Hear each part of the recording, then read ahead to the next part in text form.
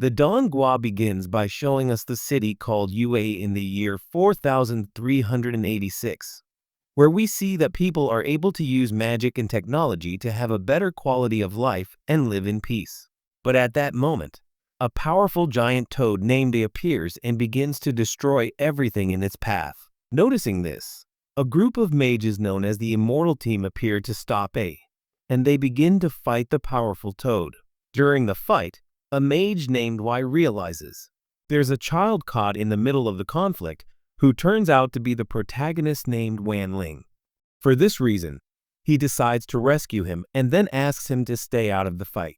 After saving the protagonist, he continues his fight against A. In a scene change, we move several years into the future where it's revealed that J was the one who managed to defeat the legendary monster. So he begins to be venerated as a hero in the city. Then we see the protagonist assisting in, on his first day of classes at the academy called 60, he is stopped by some school bullies who try to steal his money. However, a girl named Ronk appears and easily defeats the bullies, causing everyone to be excited to see her since she belongs to a noble family called Zun. Later, we see Ronk tell the protagonist that she will protect him from now on. But the protagonist only gives her money as a thank you and then leaves, which shocks everyone. After seeing this, the students gather before a hologram of Name Omitted, who introduces himself as the academy director. He tells them all that they must take a spiritual power test, so the students must enter a room one by one. There, they realize that the spirit of Name Omitted is inside the room. Then it is revealed that the real Name Omitted is locked beneath the academy. After introducing a teacher named Suka, he explains to everyone that the test consists of hitting the spirit in this way. They will each get a point depending on their power. So all the students begin to hit the spirit one by one. It is then revealed that it has already been absorbing the energy of all the students. So if one more person were to hit it, it could break free from its prison.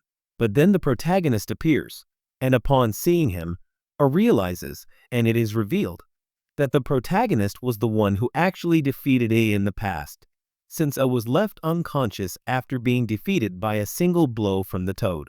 For this reason, A begins to fear him. The protagonist is terrified because he could destroy his soul with a single blow, so he decides to self-destruct to escape with the spirit. This causes the protagonist to get an excessively high score, but everyone starts to believe it's just a system error. Even so, Suka tells the protagonist that from now on he will belong to the elite class. So later, the protagonist goes to his classroom, which is led by Professor Pan, who begins to explain to everyone how to use. The summoning spells are explained, so she demonstrates by summoning a spirit fish, and after her example, she asks everyone to try summoning something. So everyone tries to bring a spirit creature to life. However, Ronki is the only person who manages to summon a good spirit, and then Pan asks the protagonist to try summoning a creature. So the protagonist tries to use a little of his power so as not to attract attention, but ends up summoning a creature, causing him to be astonished to be in front of the protagonist, and seeing this, Pan uses a spell to restrain him, which causes him to transform into a dog. The dog is then treated with great affection by all the students, who decide to make him part of the academy. After this class, we travel to the past where we see the protagonist's father in the waiting room.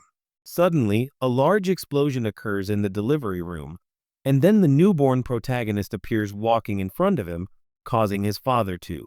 It's very surprising, and after this we see the protagonist in his room with his parents.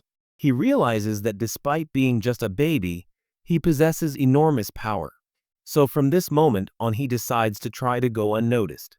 However, we see how some time later the parents discover the protagonist's true powers, and since they manage to see how he defeated A with one blow, for this reason his father decides to create a strong seal capable of containing the protagonist's power.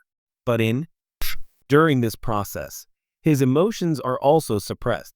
So from this moment on, the protagonist begins to have a very cold personality.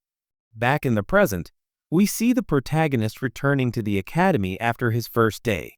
There, He realizes that they are holding elections for the class representative, but he decides to ignore them and go buy videos. However, upon arriving at the store, he realizes that everything has been bought by Ron, as she plans to offer all the products completely free to the students. This way she clearly wins their votes, and for this reason, some boys named Chen and Kuo get angry with her. But then Rong appears and tries to persuade them with her campaign, and the conversation is clearly interrupted by the protagonist, who tells Rong that she will receive 5 noodles in exchange for her vote. After this, she clearly leaves, which causes everyone to follow her example. Then Rong uses her charm spell, which allows her to make everyone become her followers on the condition that they give her a. The protagonist gives her a gift, and then one of Rong's bodyguards offers her a golden pill, since he doesn't like to see anyone's belongings. That's why, when they return to class, the protagonist is the only one not under Rong's spell. Class begins, and the protagonist signals to Rong, thanking her for the noodles. However, Rong misunderstands the signals and eats the pill, thinking it will grant her even more power. But then it's revealed that the pill was created by the protagonist's father weakens the powers, so consuming it frees everyone from the spell. The selections proceed normally, and later it's revealed that Chen becomes the class representative. The next day, the protagonist goes to class in the lab, where Professor Pales begins explaining how to create a magic pill.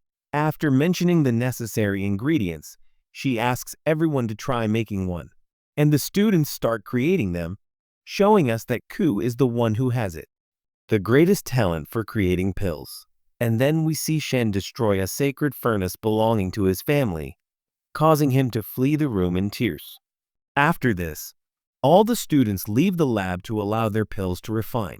Then, Kuo enters the room, planning to devour Kuo's magic furnace to regain his former strength. However, the protagonist clearly appears and begins to follow him until he manages to catch him. But minutes later, Kuo trips over the protagonist and, there, he realizes that Kuo has his oven. So Kuo gets angry and starts threatening him with a gun. The protagonist returns the oven, but Kuo shoots a poisonous liquid at him, which the protagonist easily dodges.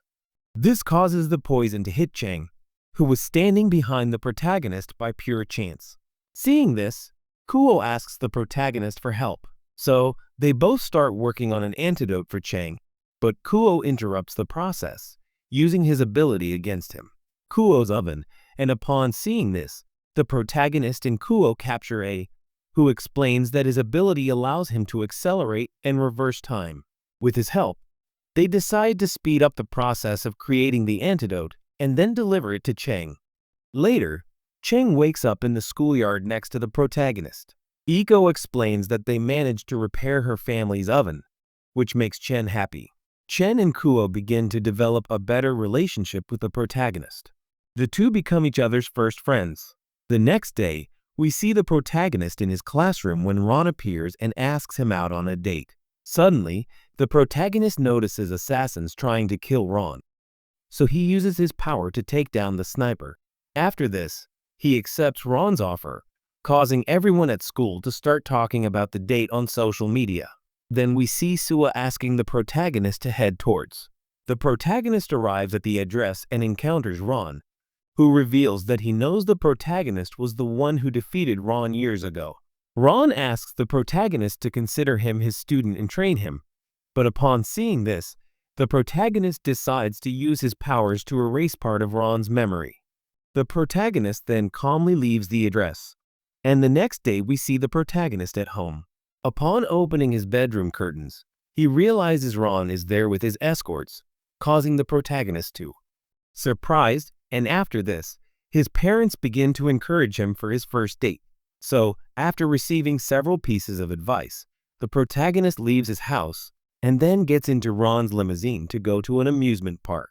During the ride, Ron explains that the park was bought by one of her grandparents, who clearly runs it all by herself.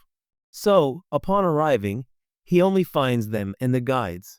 At that moment, the assassins appear in the park and try to kill Ron by shooting her with a gun. However, the protagonist stops the bullet with his mouth and easily deflects the shot.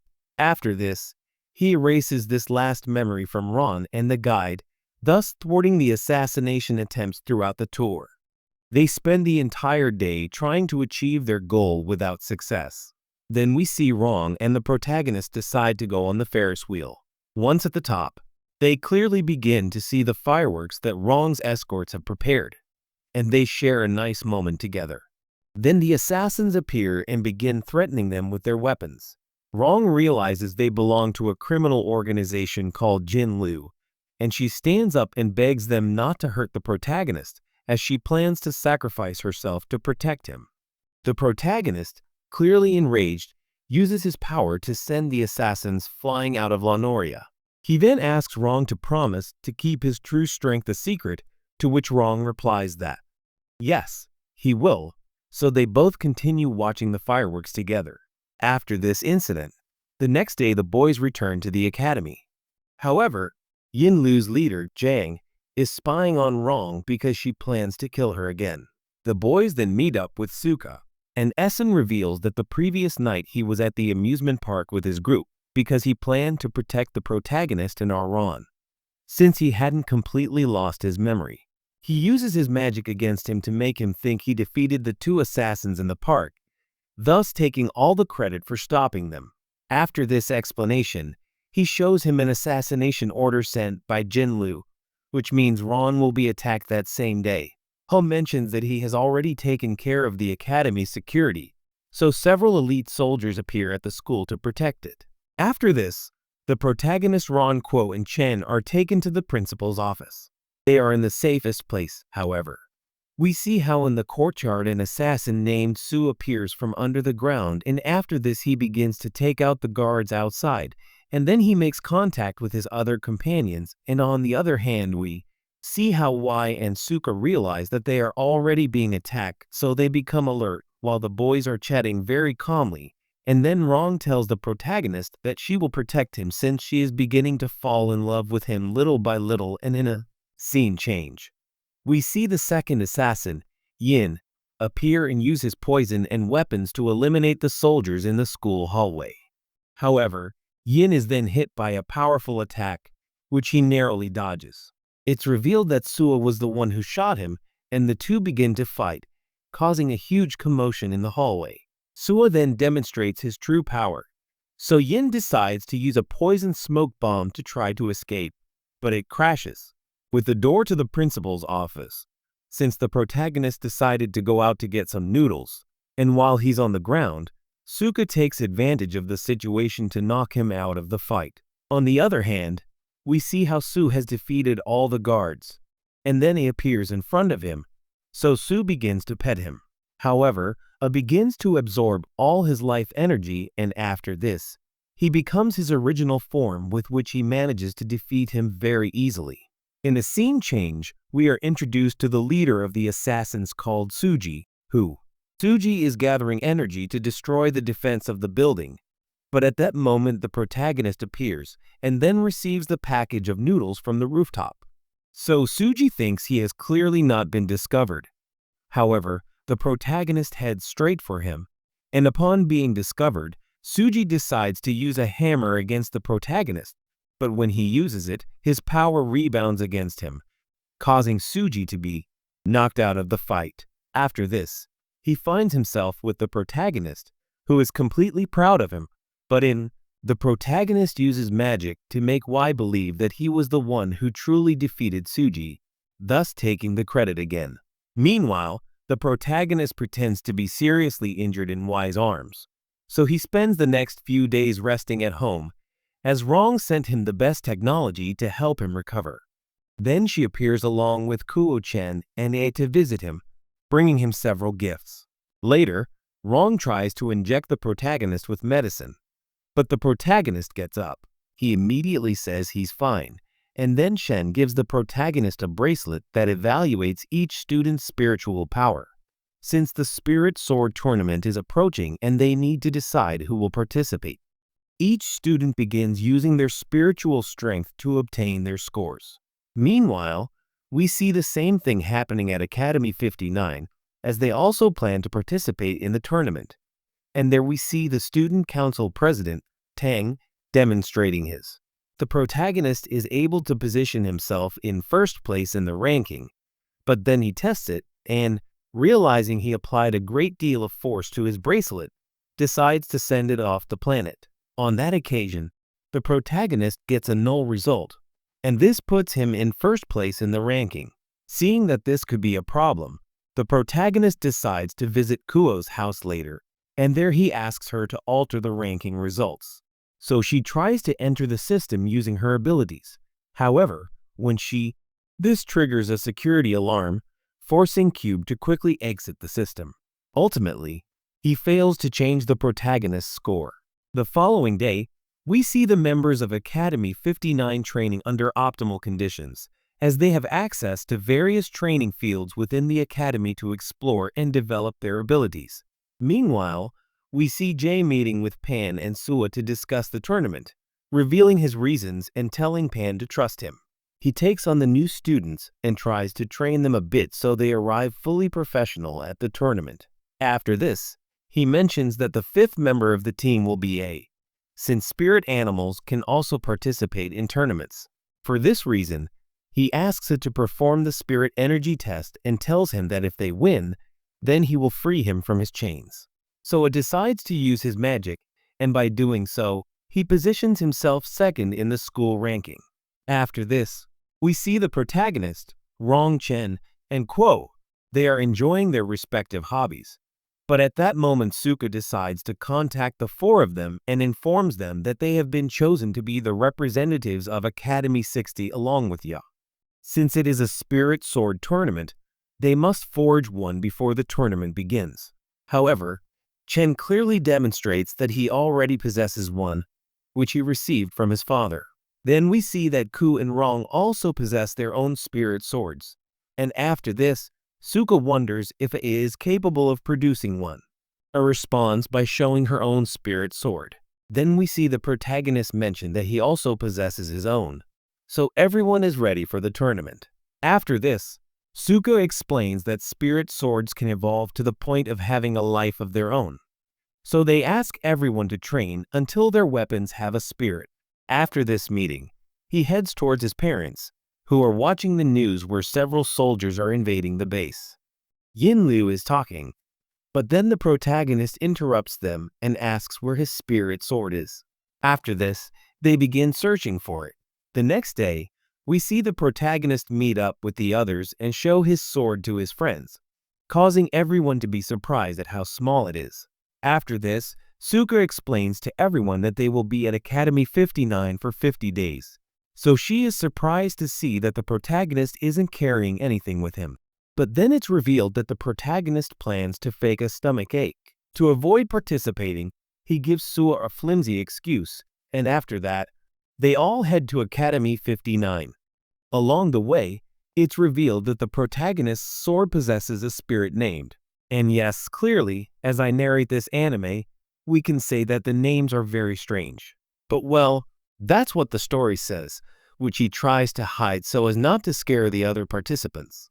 And now, the kids arrive at Academy 59, where their fellow participants and Professor C, who is presented as Professor Pan's eternal rival, begins insulting each other.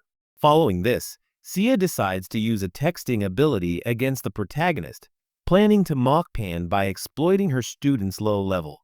However, the protagonist takes advantage of the situation and pretends to be upset by C's ability, causing everyone to react with surprise.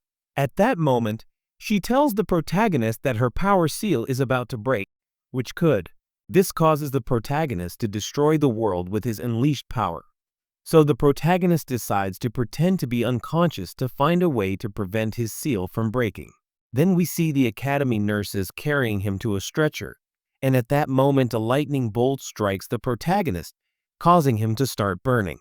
But then someone intervenes and wraps him in bandages. Seeing this, Rong tries to attack Tang, but she is stopped by Sua, who asks everyone to calm down. At that moment, it's revealed that the one who launched the beam was the fifth member of Academy 59. Meanwhile, we see them trying to heal the protagonist in the infirmary, but they realize he's no longer on the stretcher. Then we see the protagonist trying to escape the academy without using his powers, since using even a little of his spiritual energy could break the entire seal. So he decides to call his father to warn him about the situation, because this is literally very worrying. And in a scene change, we see both groups in the training field, where the rules of the tournament are explained.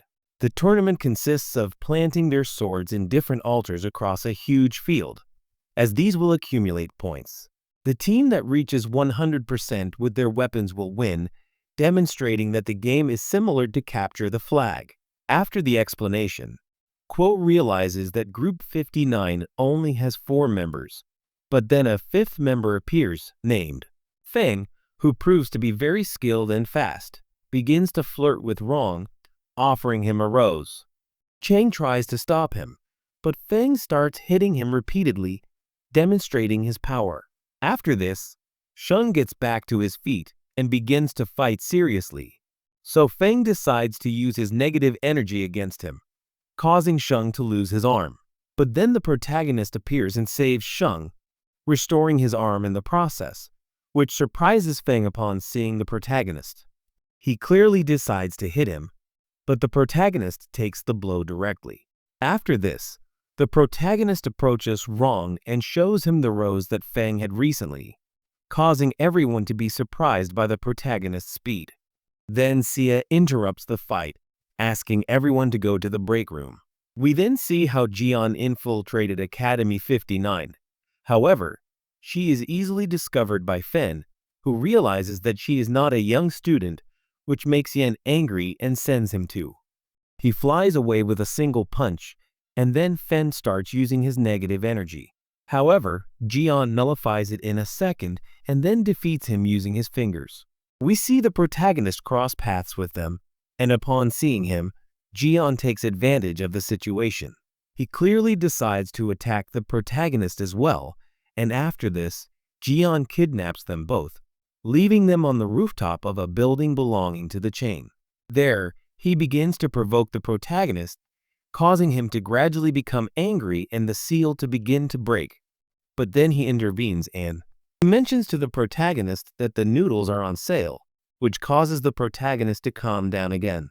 Then we see Jian's driver appear and give him some impressive fang hair extensions, with which Jian manages to transform into him. And so he infiltrates the meeting of the 5960 Academy, mentioning that the protagonist has been kidnapped. After hearing his description, Jay realizes that the kidnapper is Zhang, so everyone starts discussing what they should do about it. At that moment, Isabel's, the secretary of Student Council 59, mentions that she already knows where the protagonist is, having discovered him by studying everyone's spiritual energies. Rong then tells everyone that she plans to save the protagonist, even though she is the real target, prompting Shen and Kuo to prepare to help her. So everyone decides to support her.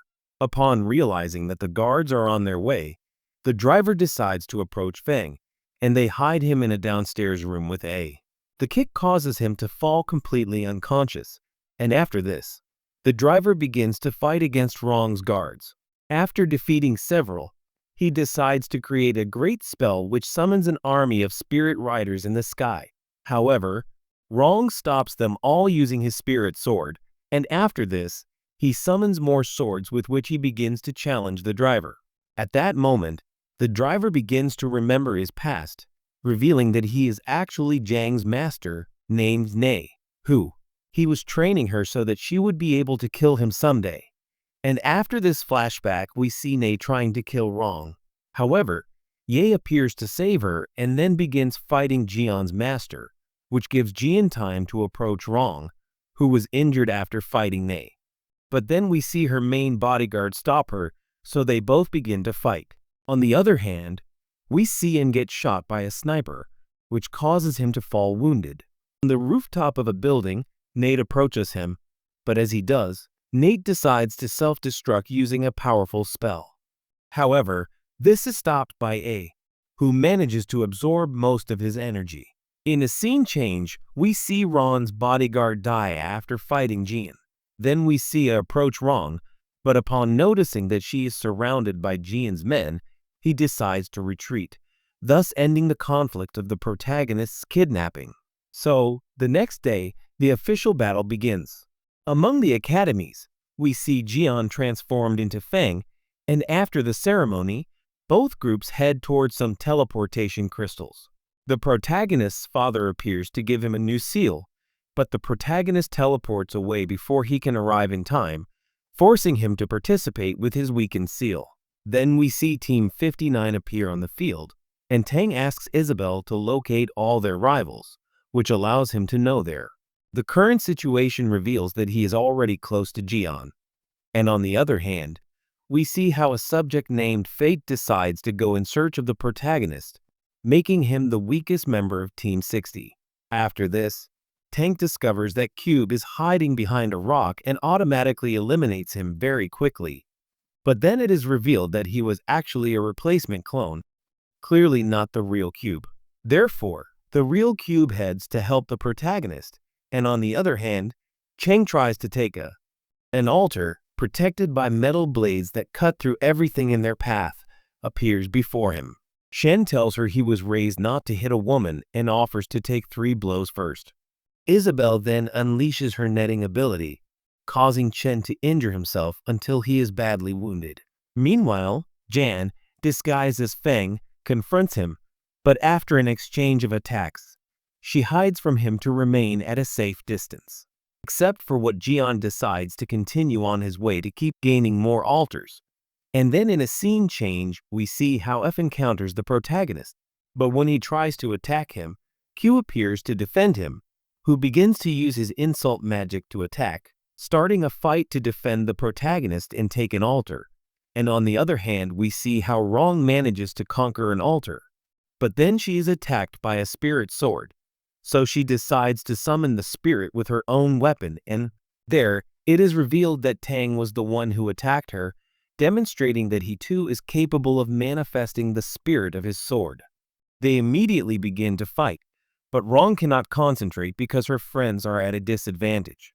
Upon hearing that they are losing, she decides to fight Tang seriously. Tang then uses a powerful ability that freezes everything around him, putting Rong at a disadvantage due to her water-based abilities. She continues fighting against Tang's spirit, but after several exchanges of attacks, we see Jian join the fight, putting Ron at a significant disadvantage once again. At that moment, Face is launched into the air, distracting Tang and Jian.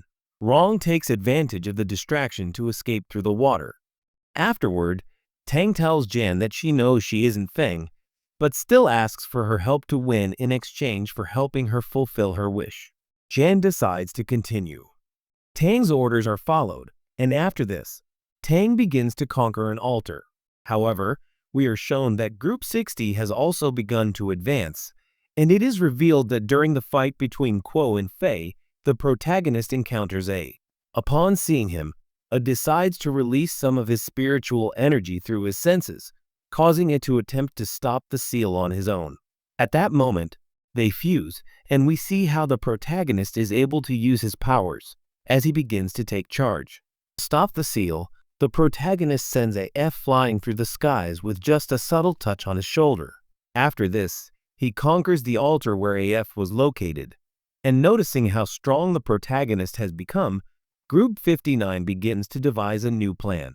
They must avoid encountering the protagonist while taking over the other altars, so everyone begins to reposition themselves in different areas of the field.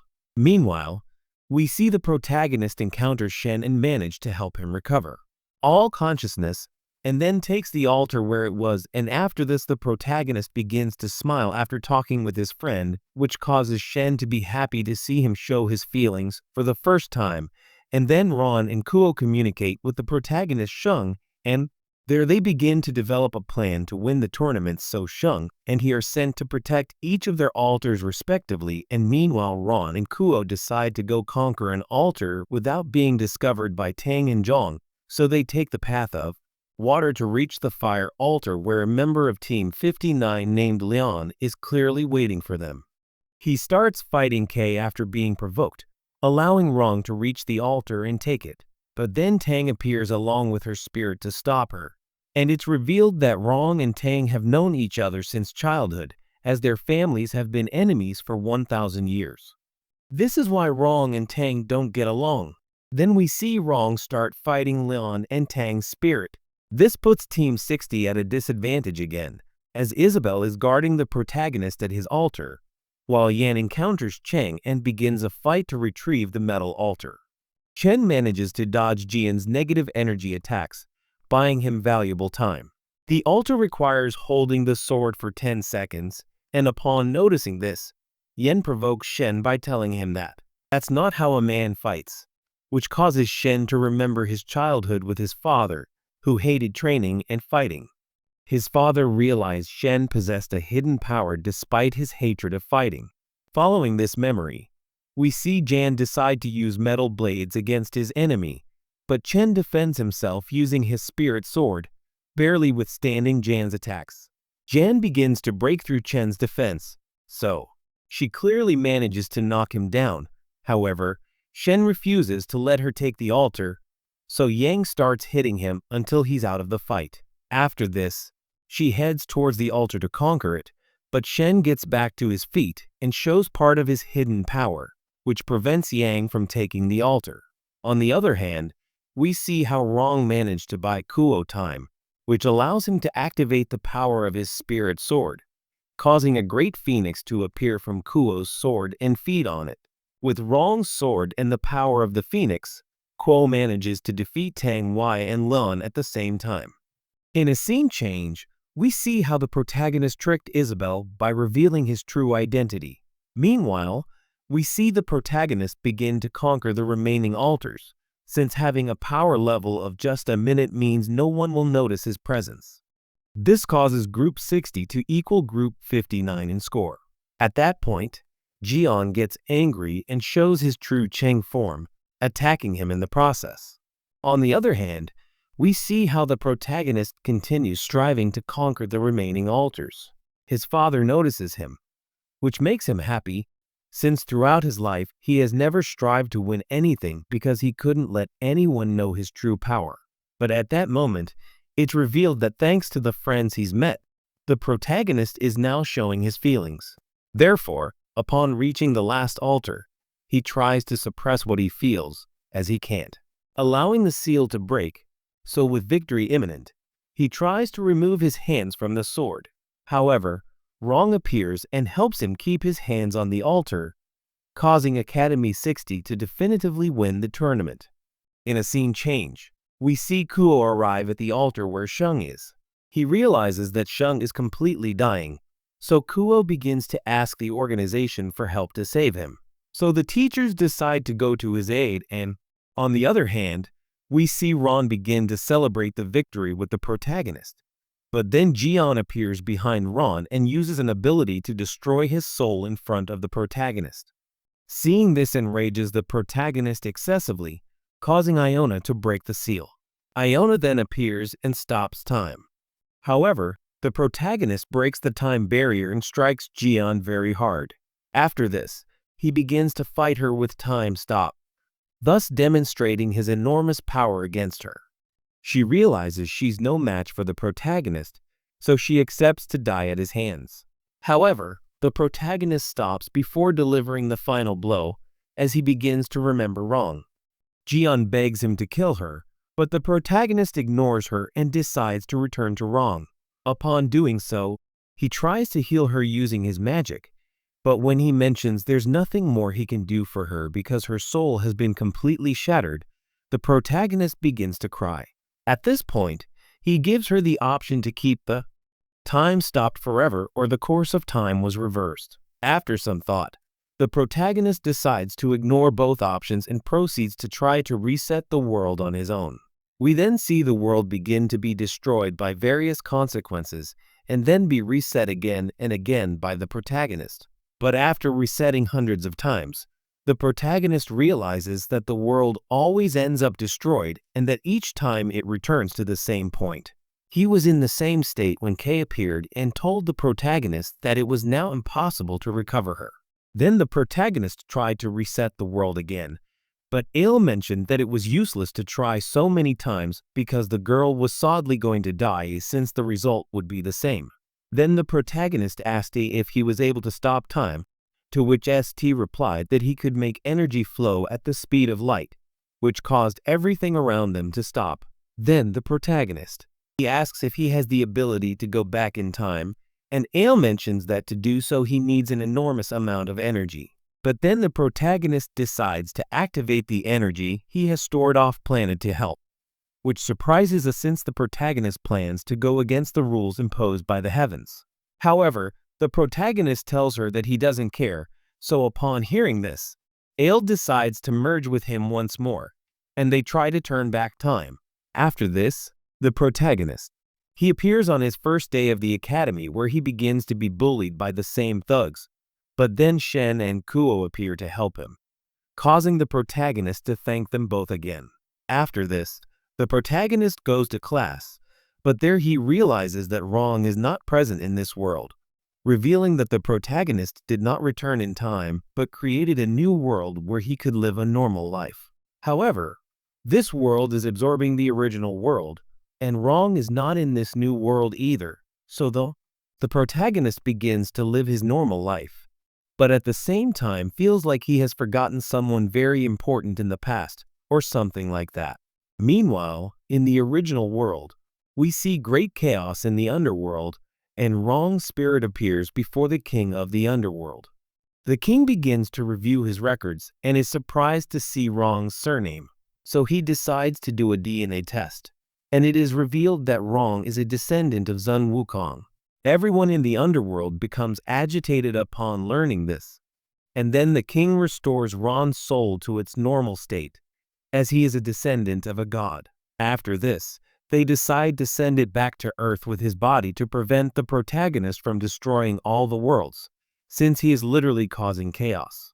Ron returns to life, and there he encounters Name Omitted, who is astonished to see him alive. Name Omitted then begins to explain everything that happened using a tablet, which Ron uses too. The protagonist's situation is such that he is on the Ferris wheel with his friends trying to remember her. So Ron decides to stop the destruction of the original world and asks Ron to use him as his spirit sword to stop the protagonist. Together they launch an attack, and several beams of light begin to fire to eliminate Ron, but he agilely dodges and stops them. After this, he manages to reach the protagonist and pierce him with his own spirit sword, this causes the protagonist to regain consciousness and his memories, and after this, Rong manages to meet the protagonist again. The protagonist then travels back in time to the point where Jian reveals his identity and defeats him with a single slap, thus preventing Rong's death. After this, he conquers the final altar, causing Academy 60 to win the tournament, which makes all his friends happy upon hearing this announcement. Following this, it is revealed that the protagonist was able to rewind time thanks to his fusion with created a time ring and a space ring, which grant him the power to rewind time. However, the only condition is that Ron cannot remember what happened after his death at the hands of Jian. Ron agrees, so everything returns to normal. At that moment, the protagonist's father appears with his new seal and tells him that once he has the seal again, he will lose his emotions once more. But the protagonist tells him he has no problem with this since his greatest desire is world peace, and after this, the second season begins with a brief summary of the first and how he inverted the timeline, which altered it. The problem with altering the timeline is that Gang Ling reset planet Earth on several occasions, causing the planet's spiritual strength to drop considerably. Even so, the protagonist remains calm and enjoys his life without interacting with other people. But all things take a turn when a new test begins, and those who fail to complete it will be expelled. The protagonist is overpowered and has no problem with it, but his friend struggles with the test. So he asks Wenlink for help creating pills that will increase his spiritual level. The next day, the test begins, which consists of raising his spiritual power and then being struck by himself without dying in the process. While some take the test, the protagonist and his friend are creating the pills, but they are interrupted by the teacher, whom they trick, and out of fear of being discovered, he ends up eating the pills, raising his energy level until he becomes a Super Saiyan. Obviously, his body cannot withstand it, and he is saved by Wang Ling.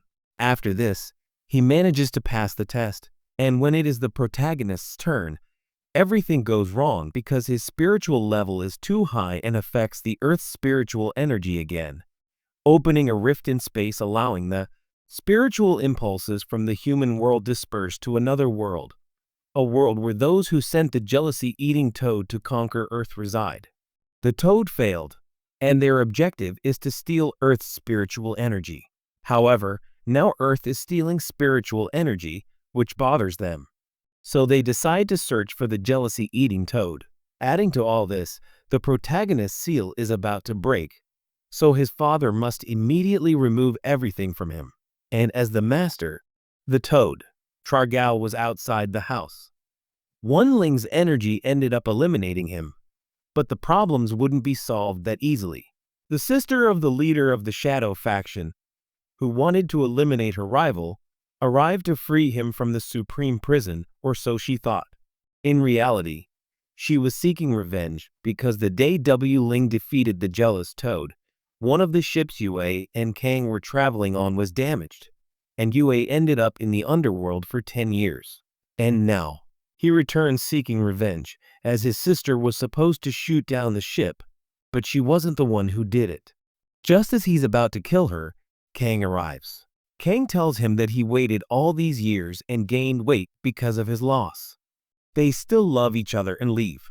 Afterward, they decide to forge a sword for a companion named Link. The protagonist uses one of the remnants of the Toad Master's clothing, swallowing his jealousy. But this is a bad idea because the Toad Master controls Link and now wants to kill him. Sun Rong, since according to him it was she who forged a sword with her Chaos Ring. Putting all this together, the leader of the Shadow faction escapes, but the protagonist realizes this and doesn't let her get away so easily. But while talking to Sun Rong, he is hit by Ling and opens a portal to the underworld. Putting this together, he also attacks the leader of the Shadow faction, but Wan Ling protects her and ends up hitting Ling, freeing her and sending him back to the underworld. As for the leader, after defeating the sect leader with a single blow, the protagonist takes matters into his own hands. However, things become complicated again when Sun Rong's family goes bankrupt due to the planet's low spiritual energy, which prevents them from keeping their business afloat. Despite their attempts to adapt, Sun Rong is forced to sign a blood pact with this man. Obviously, the protagonist won't let this happen. With the help of his friends, he arrives at this ceremony, no matter what happens afterward, with Zirong, but she tells him that he must do this for the good of his family. Then the protagonist gets rid of his enemy, who belongs to the underworld and works for the family of the boy who plans to marry Sun Rong. Thus, Sun Rong's father's business prospers greatly again, and they are arrested for working with someone from the underworld. In this way, everyone continues their lives normally. But then we see that the enemy Link defeated has not actually died and uses a talent program to collect energy, spiritual, and initiate mind control worldwide. Adding to this, Jiang Sujin, the leader of the Shadow faction, manages to escape again, but is crushed by the meteorite. The positive side is that they realize that everyone is looking for Sun Rong, and she rejects them or tells them that she doesn't want them and frees them from mind control. And since the meteorite that crushed Jiang Sujin also damaged the antenna, they travel to space to be able to transmit to everyone and free them, telling them that she doesn't want them, and with this, they are all saved. This angers the king of the underworld, so he opens dimensional portals and launches an attack on Earth. As for the protagonist, he and Sun Rong are trapped in the third dimension thanks to dimensional lamps possessed by the king of the underworld. The protagonist manages to access the settings panel, but only gets some visual upgrades. Meanwhile, on Earth, they manage to defeat several monsters with the help of the Grandmaster. But it's not enough, and when everyone thought it was all over, the protagonist uses the exceeding the capacity of the dimensional lamps. He breaks the dimensional seal. After this, he heads to save Earth, but is stopped by Ling, who tells him that she belongs to a butterfly clan that was attacked by the king of the underworld. Her father sent her to Earth to save it, and now she is taking the protagonist to the leader of the underworld, better known as the Demon King. The point is that she is doing all this to save her spiritual sword. Obviously, the plan is that bringing the protagonist to Earth is a very bad idea, since on Earth they've never been able to fight at full power or he'll literally destroy the entire planet. But since this isn't his planet, the protagonist starts fighting the demon and doesn't try to hold back. After receiving the beating of his life, they make a second mistake, thinking the protagonist's seal is a weakness. So they remove it because with that, the protagonist unleashes his full power to such an extent that he destroys the planet, returning Earth's spiritual energy, and in this way, the humans win. And so the anime ends. I also wanted to tell you that the third season has just been confirmed, and I'm going to summarize it in this video. So, I want everyone to comment the word king, and don't forget to leave a like, hit the subscribe button, and activate the notification bell, which is clearly important. So, without further ado, let's move on to the next season. So, the boys return to a peaceful life after a time at war, and they are amazed when they taste Yoshi's food. But then Ron notices that the protagonist isn't enjoying it. Ron realizes what he's clearly feeling, so he hands him a plain crispy noodle. This causes the protagonist to be completely amazed, and upon tasting it, he begins to remember all the moments he spent with crispy noodles. He starts crying tears of joy, which causes everything around him to suddenly bloom. Kay realizes that Ron has won the duel, so he proclaims her the victor, which makes Yoshi angry. After this contest, we see us sleeping and beginning to dream about his childhood, where he is celebrating his birthday. His mother prepares a birthday cake that hatches from an egg, so is automatically happy. He decides to wish to become the Demon King to protect everyone, and after this, he wakes up upon realizes he was dreaming and starts eating. Afterward, he receives a notification on his phone that it's his birthday, and at that moment, the protagonist appears to serve him food. Upon seeing him, he asks if he wants anything from him, to which the protagonist responds by asking how to celebrate his birthday in his world. Hearing this makes him very excited. And then the next day, we see the boys gathering in the classroom to prepare a surprise birthday party, so Ron begins to. They organize everything to make it look as good as possible, and then the protagonist mentions to Ron that he needs a birthday egg. So Ron says he'll take care of getting it himself. And then Ron tells Shen and Kuo that no one can find out what they're doing. Then he enters the room, so when Ron and the others see him, they try to hide the surprise. And after a few minutes we see Ron decide to have Lin take care of asking her to take him for a walk for at least 2 hours.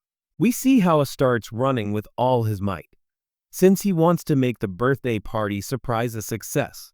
So he decides to pretend he knows absolutely nothing. Meanwhile, we see the boys continuing to organize the room. On the other hand, the protagonist uses a device to open a portal to another dimension. So he enters a dark cave where he begins to search for the birthday egg. After a few minutes of walking, someone tells the protagonist that something is nearby. He finds himself in a united world, and there the protagonist notices many eggs in front of him. So, the protagonist uses a blanket to cover one egg and take it with him. At that moment, a monster appears guarding the eggs, but later we see the protagonist return safely to the world after defeating the monster. He then tasks Kuo with preparing the egg in the laboratory. Meanwhile, we see Lin taking a breather in a small plaza, where he begins to wonder if the others have finished. They were making preparations when Pan suddenly appeared in front of them. Lin greeted her, and Pan mentioned that she planned to return to the lab since that's where she accidentally left her phone. Hearing this made Lin panic, worried that Pan might ruin the surprise. He told Lin he needed to use the restroom and ran towards the lab. After a few minutes, he entered through a window and discovered that the protagonist had found an egg. It's his birthday, so he's clearly happy to see him, but then he notices Pan is about to enter the lab. So, A transforms into Y and greets Pan at the entrance. He gives her the phone and then invites her to the movies, which makes Pan blush because he likes her a lot. She decides to accept A's invitation and then leaves, completely happy. After this, A calms down and watches as Ku and Chen enter to pick up the egg. It's his birthday, so at that moment he decides to leave. But then he hears the boys cooking the egg over low heat and realizes they didn't cook it properly, which could cause a disaster. So he decides to stop them right then and there. Meanwhile, we see the boys finding the egg in the living room, and then the egg breaks and a small creature comes out, which clearly moves Ron and Shen. But then the creature sticks its face to Shen, causes him to turn into a zombie, and then several creatures begin to emerge from the egg, which start to control the other kids and Ron's guards, causing a huge mess. But then the protagonist appears and begins to destroy all the creatures on his own. After this, the protagonist notices a large creature appear behind him, which he destroys with his sword, and then he takes notes on all the chaos that unfolded in the classroom. Seeing this, she has decided to use her powers to go back in time to fix all the problems. And after this we see Aylin enter the room again and are greeted with great joy by all the boys. However, it is revealed that the surprise party was for Lin since her birthday is the same day as Aylin's. So Lin is happy with the boys and begins to thank them profusely. And then Rong shows her the cake they prepared for her, which makes Lin very happy. And on the other hand, we see how she is completely shocked after witnessing this. The next day, we see the kids visiting a mountain where Kuo's house is located. So they all decide to explore the area. But then a huge gorilla appears and tries to attack them. They all start running away from the beast, but the gorilla is stopped by another, more powerful beast called Rangu, who has fire abilities. Rangu throws a huge blast of fire at the gorilla, causing it to fall. Completely defeated, the rank automatically retreats, and then we see someone throw a capsule that captures the gorilla. It's then revealed that the one who captured the gorilla was Tang, who explains to the kids that it's now fashionable to be a beast master, a person who captures beasts with capsules and uses them to fight. Tang then demonstrates how the gorilla now obeys him, and after this, he proposes that the kids join him in capturing beasts. Beasts to which Kay responds by refusing, since he considers spirit beasts not friends but toys. So after this, Tang decides to leave, and after a few minutes, Sheng asks Ku why he is so upset, to which he replies that he doesn't consider being a beast master a game, since his parents own a spirit beast shop, which caused Ku to learn to appreciate them. At that moment, A interrupts the conversation and mentions that she has detected the scent of a new beast, so he decides. They automatically approach her, and the boys realize that the beast is an injured Unioro. Seeing her in that state, the boys decide to help her, and after a few minutes, we see them all arrive at Kuo's house. He realizes that his parents aren't there, so he feels obligated to try to heal the Unioro on his own. After a few minutes, the boys begin to wait for the treatment they gave the Unioro to finish, but then the protagonist decides to give her a piece of his food, the beast, which causes it to recover immediately. So after a few minutes we see how the Unioro is already better and their Kay decides to call Plata. But then Tan enters Kuo's house and demands that Plata be handed over to him, since Tan deserves to keep it because he was the one who caused the wound, and according to the laws of the beasts, whoever wounds a beast first can keep it. So upon hearing this, Kugo decides to follow the laws and challenge Tang to a duel to keep Plata, which Tang clearly accepts. So they all decide to go outside to a field, and there Tang automatically summons Rangu. Kugo responds by asking him to join the fight. Listen, he refuses, but then the protagonist asks him to help them, so they are clearly forced to fight. However, Plata decides to volunteer for the fight, and that's how we see the fight between Rango and Plata begin. Plata can't fight seriously because Kugo doesn't know his abilities, which causes Rango to start gaining the upper hand, his fire powers. But then the protagonist opens up directly to Plata, asking her to trust herself. This causes the protagonist's piece of food to activate, and at that moment Plata revolves. Plata stops a powerful attack from Rango and then strikes him very hard, sending him and Tang flying out of the battlefield. So the kids are automatically overjoyed at having won. And then the next day, we see the kids returning to the academy, and upon seeing Plata, students get excited about her, which makes Yoshi angry because she's losing popularity. After a few hours, we see Plata alone in the courtyard. He takes advantage of this opportunity to hunt her, since the blood of the juniors is special, but he's stopped by the protagonist with a single blow. After this, the protagonist decides to draw a defensive circle for Plata and then takes her away to prevent him from hurting her. At that moment, we see Yoshi appear too. Yoshi tries to capture Plata, but as he approaches, the protagonist's trap activates, causing Yoshi to fly away. A few hours later, we see the boys taking Plata in, treating her with great affection as they feed her. Then Suk appears, telling them that having spirit beasts in the yard is forbidden. But after seeing her for a few seconds, Suk grows fond of Plata and decides to let her stay. Meanwhile, Yoshi comes up with a plan to capture Plata, then she starts offering her a lot of food, which causes Plata to grow into a giant beast. She then starts accidentally causing damage at the academy. Noticing this, her guardian decides to take her to one of the academy buildings to prevent Plata from eating too much. She continues to grow even more, and the others decide to leave her alone. But then Yoshi appears with his followers, and she accidentally gives him an evolution stone. Yoshi then tries to. Plata spits her out, however. Plata evolves and loses control.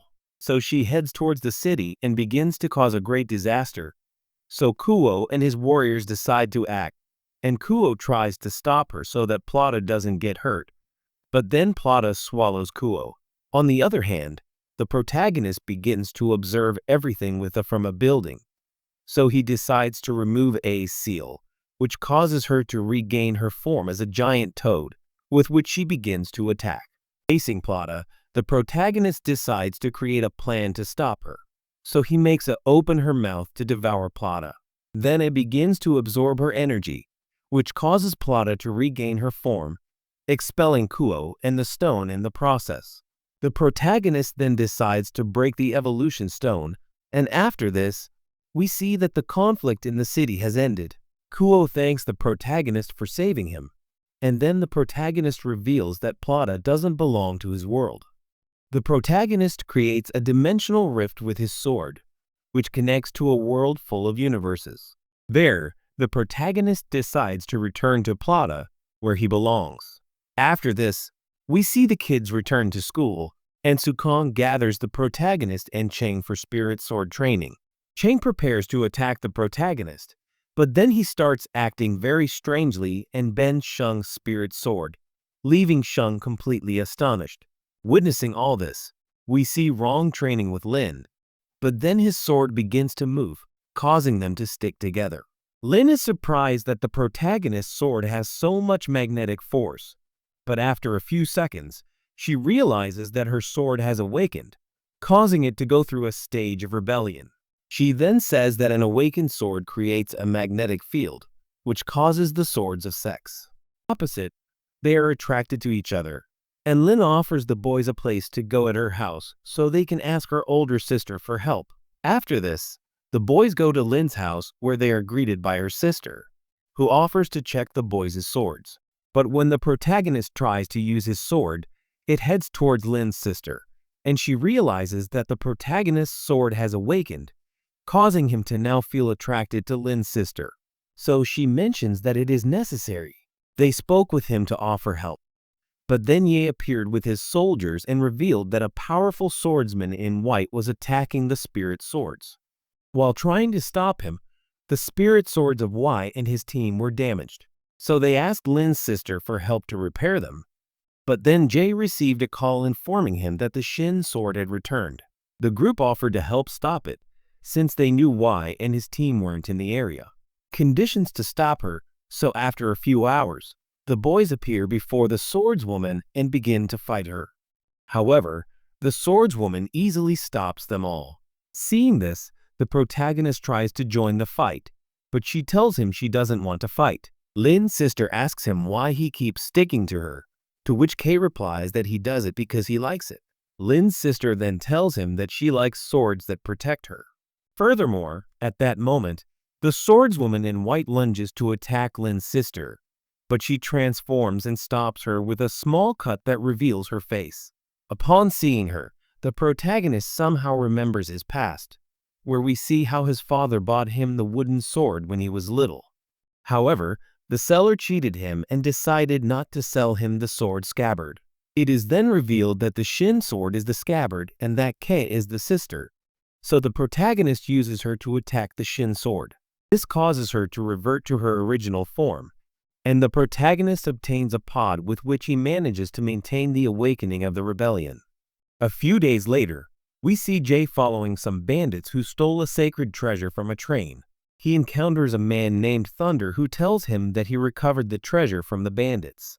Meanwhile, the bandits turn out to be Yoshi's employees, who also want to obtain the sacred treasure.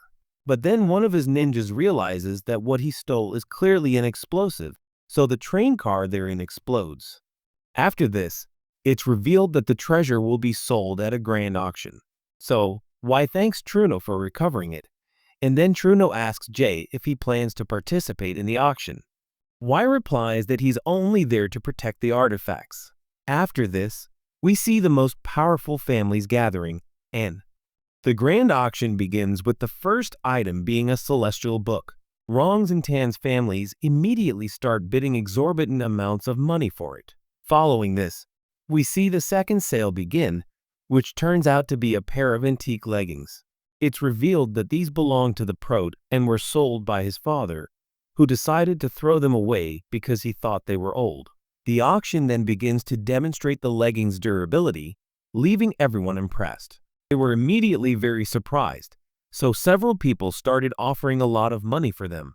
But then Yoshi appeared and offered 11 million for the leggings, so in the end they clearly got them. After this, the last sale began with the sacred treasure, which was revealed to be a magic lamp that grants any wish, so everyone started offering a lot of money for it. Then, after a scene change, we see the protagonist playing cards with a child who easily defeats him, and there he tells the protagonist that his deck of cards is very bad, so the protagonist decides to buy several packs of crispy noodles to get some cards as a gift. But then he realizes that he only got very poor quality cards, which makes the protagonist immediately angry. However, the protagonist manages to watch the auction on TV, so he calls the person there and asks them to buy the magic lamp for 87 million. So he automatically agrees and stays. With the lamp, he then meets with the protagonist, to whom he gives the sacred object. The protagonist activates the lamp, which summons a huge dragon that offers to grant the protagonist a wish. However, the protagonist uses a weapon to attack the dragon, and is shocked to realize how much money they lost. At that moment, the dragon transforms into a legendary card. Upon seeing it, the protagonist rejoices, realizing he can get revenge on the boy. The protagonist starts walking with Ku, and along the way they encounter two exorcists from the Yoshi family. They realize that there have been many exorcists in the city lately, always hanging around the streets all day. An exorcist passes by on a motorcycle, and Ku gets angry and practically insults him, causing the exorcist to turn back. It's then revealed that the exorcist is Sheng, which clearly surprises the boys. Then the next day, everyone sees Shen enter Academy 60 dressed as an exorcist, which surprises everyone. So Cube decides to talk to him alone and tells him that he's the president of the elite class and shouldn't be part of the exorcists. However, Chen decides to ignore him, but then Pan appears and decides to take Shen to her office to talk to him. Meanwhile, Ron meets with the others and asks them how they can help. Sheng. Since they don't consider exorcists to be good people, the protagonist decides to expose them. A few hours later, we see Rong go to an alley wearing a dress so the exorcists can try to take advantage of her while the boys film. The protagonist prepares to save Rong, but then Rong notices the exorcists suddenly becoming very chivalrous, which surprises everyone.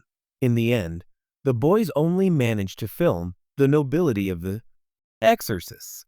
But then Kuo notices them hiding behind an old woman's purse. So Kuo automatically decides to record.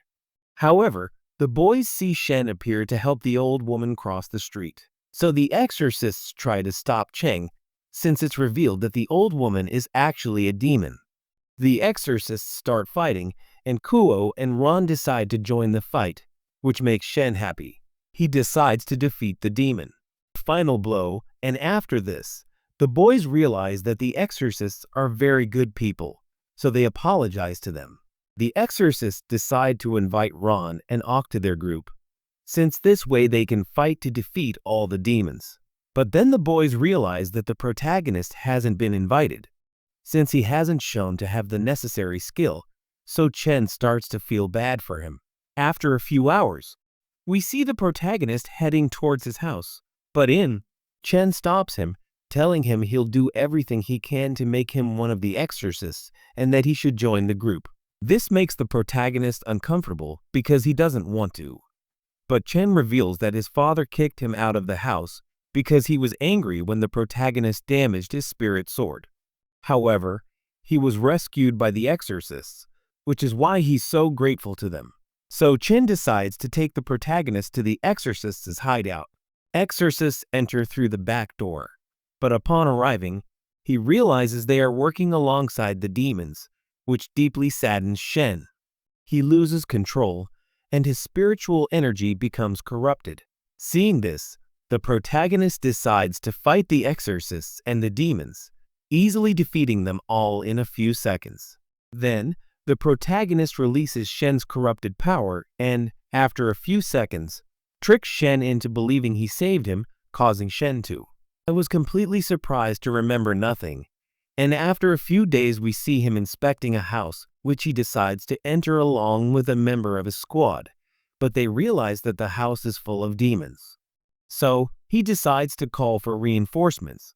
However, he notices his partner running away in fear, which surprises Yi and leaves him alone against several demons who begin to beat him and use him like a toy. But then we see the protagonist happen to pass by the house. He sees his bike and the state he's in and decides to go help him. After this, we see the squad appear and notice the demons lying defeated on the ground. They think that White took care of them all, and after some time, he receives a grand ceremony in the city as he is considered the greatest hero. There, Y begins to give a speech about how he started in the squad and how he supposedly defeated A in the past with his strength, inspiring everyone. His speech begins, but at that moment the stage is hacked and a video of J being beaten by demons appears on the screen. It is then revealed that this video was recorded on Yoshi's orders, as she wants to get rid of him. Upon seeing the video, he is surprised, since in his memories he defeated the demons. After this, we see how Jay gains a bad reputation in the city, which causes his biggest fans to turn against him. Suddenly, he decides to give him a vacation there to wait for everything to calm down. He calms down, so he is forced to accept them, and upon leaving the chief's office, he encounters his squad, who express their concern for him. He immediately reassures them, stating that he will take care of the city's security. After this, he leaves, but then realizes he left his car keys in the office. He immediately decides to return, but notices his entire squad celebrating. They worked hard when he was in charge, and upon witnessing this, he decides to leave without picking up his keys, which causes him to walk in the rain, completely depressed. Then Yin notices a demon walking down the street, so he decides to follow it. However, he falls into a trap set by the demon and his companion, whom they easily defeat. One of the demons reveals that his goal is to get rid of him, but at that moment the protagonist appears and uses his enormous power to easily defeat the demons. He then tries to alter Yin's memories, so that he thinks he defeated them. However, he stops him and asks if he has been deceiving him by chance, to which the protagonist honestly replies that yes, and then asks him why he chose him. Upon hearing this, the protagonist tells him that he deserves his position as a hero since he is the person who cares the most for everyone and who works harder than anyone else. Upon hearing this, He asks the protagonist if he can teach him some new techniques or something similar.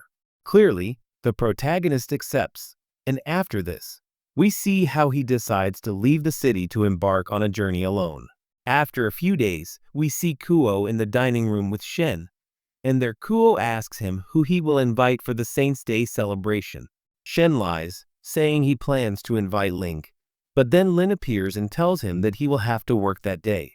Kuo mocks him, and then Shen asks Kuo who he plans to invite to the party, to which he replies that he invites Yoshi, which causes Shen to say it's impossible for her to accept. But then Kei tells him that he still has a chance since Yoshi is new to the city and doesn't know anyone. So he decides to take advantage of this opportunity. After this, Kuo tells Shen that he knows he doesn't want to invite Ailing to the party because the person he really wants to invite is wrong, which automatically makes Shen very nervous. Kuo then encourages him to invite her, which causes Shen wants to regain his confidence, so they both decide to invite Ron and Yoshi to the Saints' party. But when Shen finds Ron, he notices she's with the protagonist, and then he learns that they both plan to go to the party together. This shocks Shen, and he decides to leave school. But on the way out, they run into Kuo, who reveals to Yoshi that he's been rejected too. They hug each other and start crying, and then that night we see how everyone attends the Saints' Festival, which is being held in a castle built by Rong's family. There, the protagonist meets Ku, who reveals that she decided to attend the festival along with Shen, who is stuck in traffic. At that moment, Rong appears at the top of the castle and reveals that the Saints' Festival is held to honor her ancestors. After giving a speech, she officially welcomes everyone, and the guests begin to enter in order. But then, the protagonist is invited through the VIP entrance. After a few minutes, he meets Rong, and they begin to stroll around the castle while chatting. After a while, Rong tells the protagonist that his parents are away on business, so he invites him to dinner alone. The protagonist is obviously reluctant, but upon entering the room, Rong realizes that his grandfather, Yuan, is there, which completely surprises him. After this, we see the three of them go to the dining room, where Joan asks the protagonist about their relationship. Upon hearing this, Ron clearly tries to intervene. However, Yan scolds her with a look, forcing Ron to remain silent. After this, Yan asks the protagonist where his father works, to which he replies that he writes web articles at home. This makes Yan angry, but she decides to give him a chance by asking about his performance at the academy. The protagonist responds that his skill is below average, which causes Yan to lose her patience. He gets angry with Ron because he thinks he brought a useless boy to the house. But one of the guards asks him to calm down and remember the family rules. So Yuan decides to calm down and gives the protagonist 3 tests to accept him into the family. The protagonist readily agrees, and after a few minutes, Yuan reveals that the first test is strength. He uses the strength meter, demonstrating that he is very powerful, and after his test, he asks the protagonist to. He tries, and the protagonist taps the meter as gently as possible, which makes everyone laugh at him. But then the machine is destroyed by the immense power, leaving Yan completely astonished. After this, we see him decide to take the protagonist to the second test, which consists of shooting at a target on a hill. The protagonist uses the bow and fires the arrow with great power, and everyone sees how the arrow fails to reach the target. However, the protagonist asks Yan to wait a little while, and we see the arrow circle the globe and land on its target, leaving everyone amazed. After this, Yan decides to subject him to the final test, which turns out to be a martial arts fight. The protagonist readily accepts, and we can see that he already considers himself a pro. He then decides to use a staff from the storeroom, but Yan instantly surrenders because the protagonist actually grabbed the sacred staff of Rong's family, which he hadn't been able to use before. Being carried by no one for years, weighing almost 7,000 kilograms, Yan apologizes to the protagonist for not recognizing him as the god of Sem Mundo himself. Seeing this, the protagonist is worried, having shown part of his power. But after a few minutes, we see everyone decide to continue with the festival, so they light several floating fire globes. And after this, the final ritual of the festival begins, where the family staff will emerge from a pool for everyone to see. Then everyone notices that the staff is missing, leading Yan to suspect that the protagonist has stolen it, since he's the only one who can currently hold it. We then jump to the past where we see Yoshi waking up in his room and deciding to brush his teeth. Suddenly, he receives a call outside.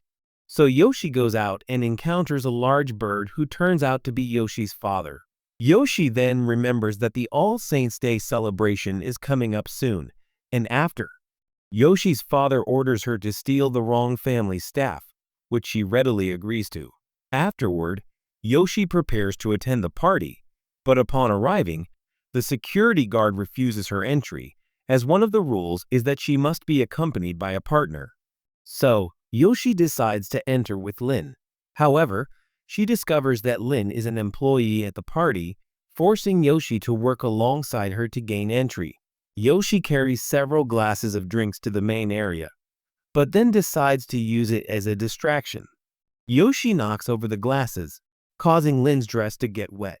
She uses this as an excuse to enter the main hall with Lin, where she asks Lin exactly where the staff is. Lin replies that it's in the basement, so Yoshi leaves her and starts looking for it.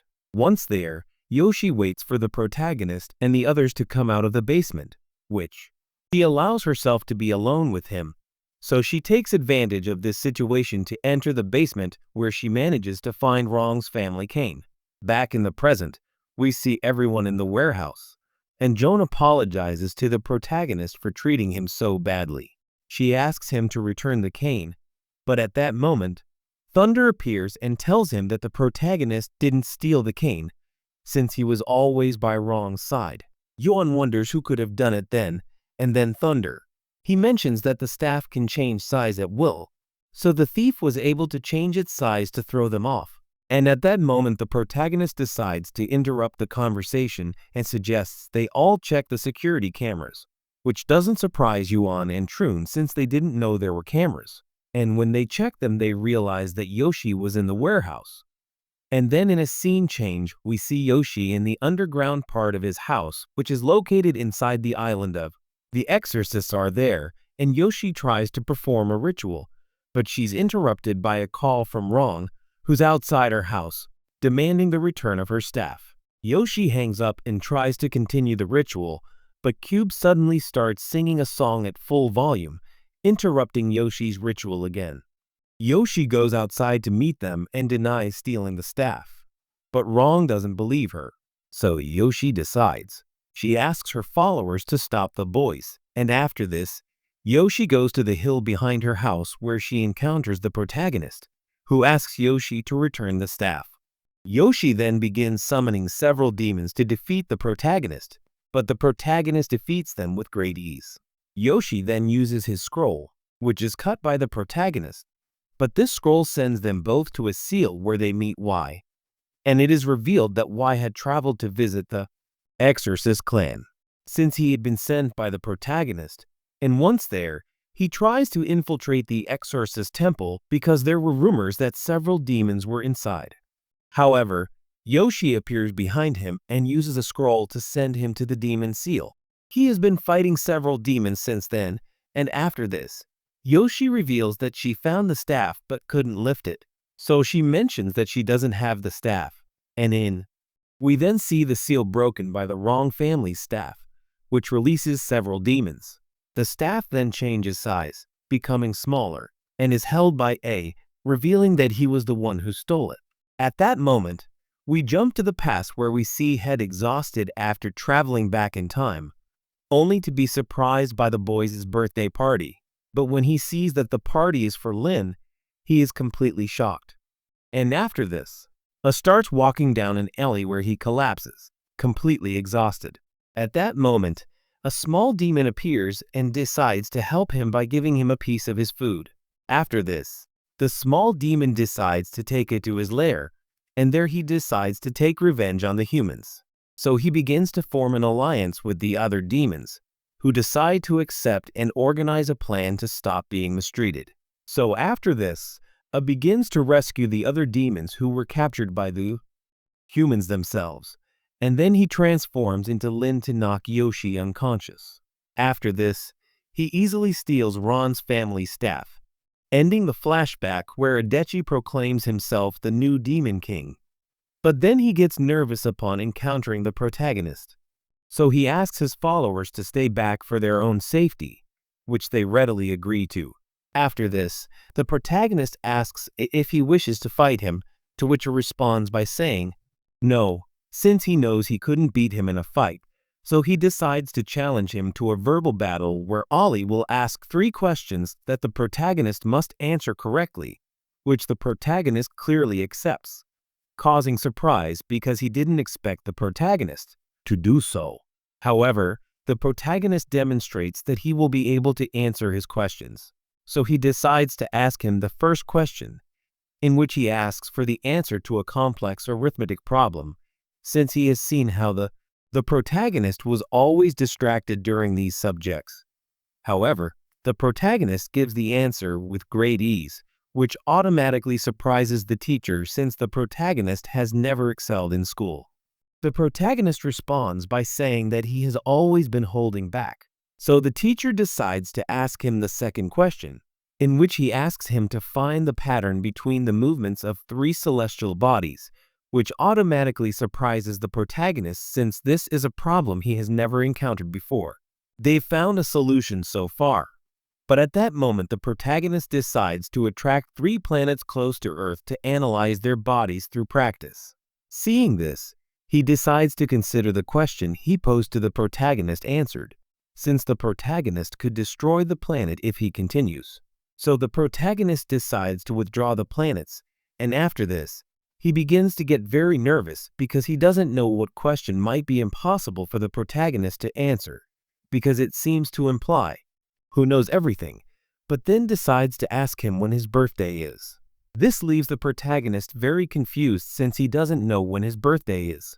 So he gets angry and transforms into his giant frog form to attack the protagonist, who easily defeats him. Therefore, he decides to travel back in time several times to try and defeat the protagonist at least once. After this, he transforms the protagonist into a baby to try and defeat him. However, the protagonist manages to defeat him, even though he is clearly in this state is why he decided to trap him at the end of time. But once there, the protagonist finds the puppy crying. So the protagonist decides to hug him and show him that he is not alone, which causes them both to return to reality. There, the protagonist decides to create a new world so that demons can live in peace.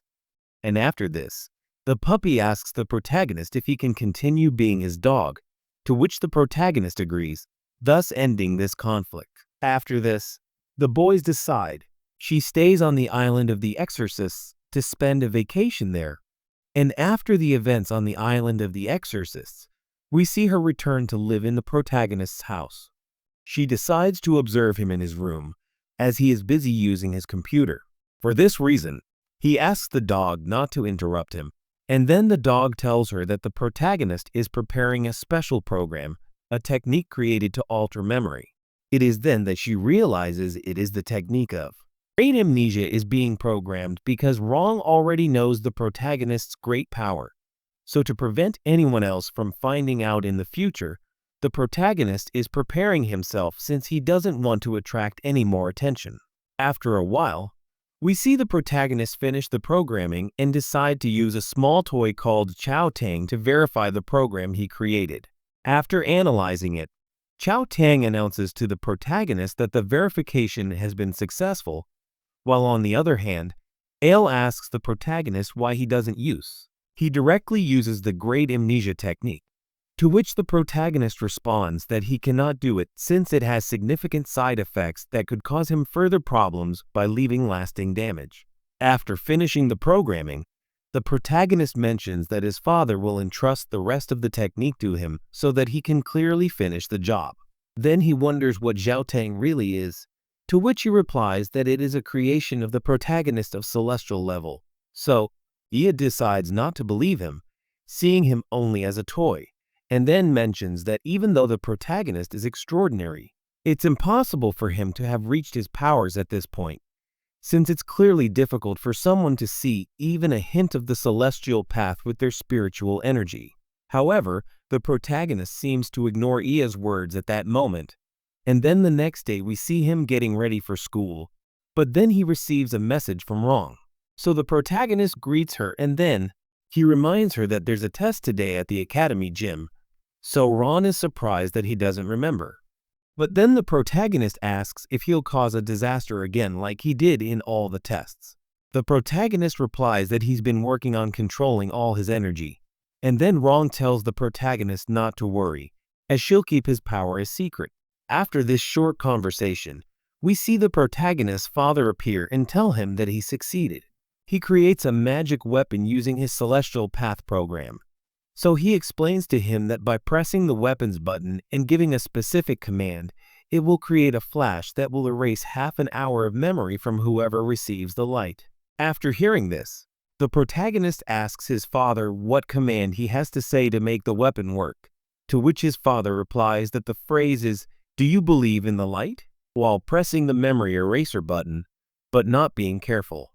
The protagonist's father is hit by the flash from the weapon, causing him to lose the memory of the last 30 minutes of his life. He then explains to the protagonist that he created a memory-erasing weapon, which is why the protagonist tells him to ignore him and take weapons before going to school. Meanwhile, the protagonist's father yells at him, asking him not to use it so close to him so he won't be affected by the weapon. After a few scenes, we see Shen tell the protagonist that they will have physical education classes today with a new teacher, and because of this, he's very excited because he'll be able to show his strength. However, Ku tells him not to have such high expectations since he won't be able to defeat the professor. So Ahen agrees, then mentions that at least he'll be able to defeat the protagonist since everyone still thinks he's quite weak, which makes both Ron and Lin laugh at this comment. And after this we see Professor Pan enter the room and tell them that she hopes everyone is excited for the physical education classes, to which Chen responds, showing his excitement above all. However, Palin lies to the boys, telling them that the new physical education teacher has fallen ill, and then decides to close the door on the new teacher so he can't enter. So at that moment, Chen is discouraged since he was really looking forward to physical education classes. And then the teacher tells them that the physical education class will now be a sword techniques class, which will be taught by Professor Sukong, along with the others who don't belong to the elite classroom. And after giving this information, Pan mentions that if they have any problem with this change, they can go to her office to talk about it before leaving the room. After this, we see the boys being taken to the classroom's new gym with the other students to receive the sword techniques class.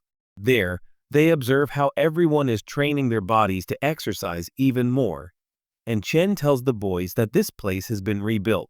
After the war with the demon world, Link mentions that this was thanks to Ron's family, who invested money in Academy 60 to rebuild it. Ron replies that it's clearly not that big of a deal, and at that moment the conversation is interrupted when Sukon enters the gym holding a magic sphere, which creates a screen showing the image of a warrior.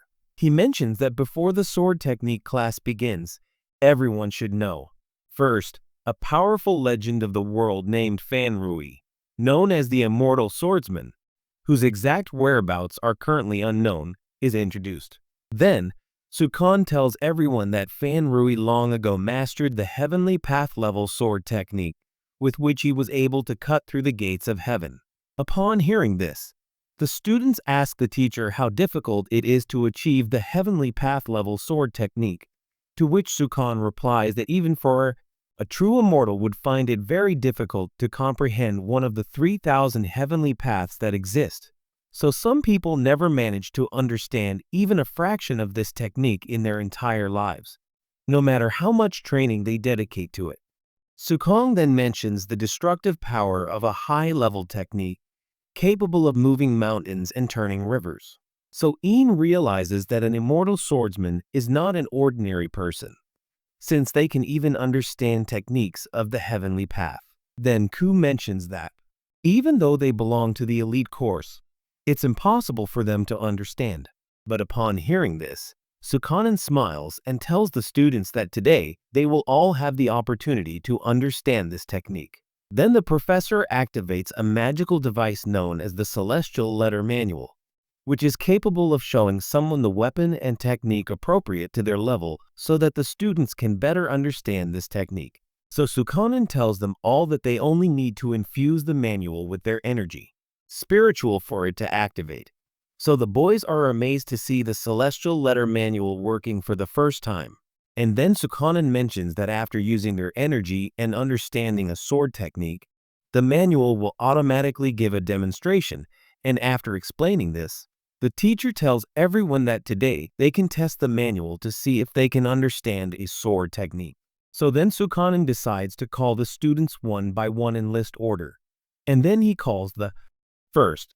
Gu Shuang approaches the team with complete confidence, activating his spiritual energy in his hands.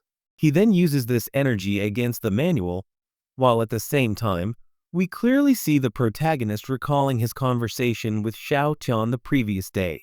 He told Xiao Tian that a test would come tomorrow, and not wanting to ruin it, he asks him to limit his power somehow. To encourage him to give it his all, the protagonist decides to give him a package of cookies, and back to the present we see how the Celestial Letter Manual sent Guzan flying and left him unconscious and bald, which causes his classmates to decide to take him to the infirmary immediately, taking him out of the gym. There, Sukan mentions that if their understanding isn't enough, they'll end up being knocked out by the Celestial Letter Manual, and Cube decides to ask the teacher if, in addition to making them faint, the manual is also capable of making them bald, to which Sukan replies that there is the probability of this happening, and then decides to call Chen to be the next to use the manual, so everyone there worries about losing their hair. However, Chen gets excited as he approaches the manual without fear since he doesn't have much hair anyway, and then Chen uses his spiritual energy against the manual and it receives a rank 3 sword technique. This being the reason why Sukanan congratulates him and decides to pass him on this test. So then Kei begins to congratulate Sheng, who begins to, feeling proud of what he just did. Sukan calls the protagonist to be the next to use the manual. She asks the protagonist what they should do, to which the protagonist replies not to panic, as he has stabilized his energy this time.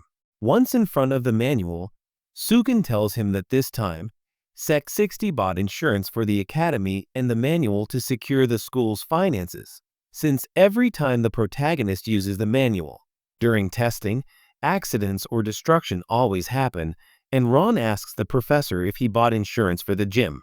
Sukanan replies that the new physics classroom is made of a special, much more resistant material, so he mentions that the gym will definitely be fine. However, Ron is worried because he knows the protagonist could easily destroy the gym with his power, so she tells him not to worry and to do his best. The protagonist tries hard not to stand out, and that's when he decides to ask a human to use his power instead of his own, because that way he can avoid using it. Upon hearing this, he realizes that this will be a very good idea since his understanding of the celestial paths is only 1% of the protagonist's. So he decides to replace the protagonist to lessen the risk of causing great chaos. However, at that moment we see how Koten realizes that it is very difficult to limit the protagonist's powers, and despite having used his hand, the protagonist causes a huge shockwave in the manual that sends the students flying with its power. And there the protagonist realizes that he has ruined another test. At that moment, we see the manual display a Heavenly Path sword technique after receiving the energy, which causes everyone to be amazed to witness this. But then they decide to flee since the demonstration of the manual could destroy the entire place. And there we see the Heavenly Letter Manual.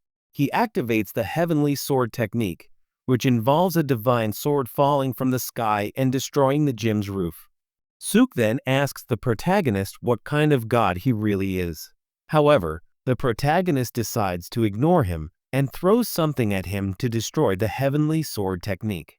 The protagonist then uses a recovery technique to rebuild the gym very quickly, causing several students to stand up and wonder how the room was rebuilt.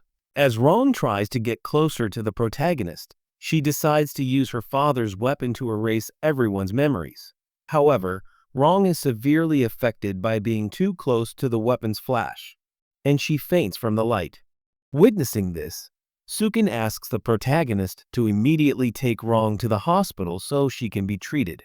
In a scene change, we see Frui observing the heavenly sword technique from afar, and her spirit sword rejoices that his master will soon be able to fulfill his objective, which turns out to be finding a perfect heir. And at that moment, Ruiz realizes that the divine sword is pointing in the direction where Jin Lu's criminal organization was eliminated. So he begins to take an interest in this person and decides to set out to find the one who will be able to inherit his legacy.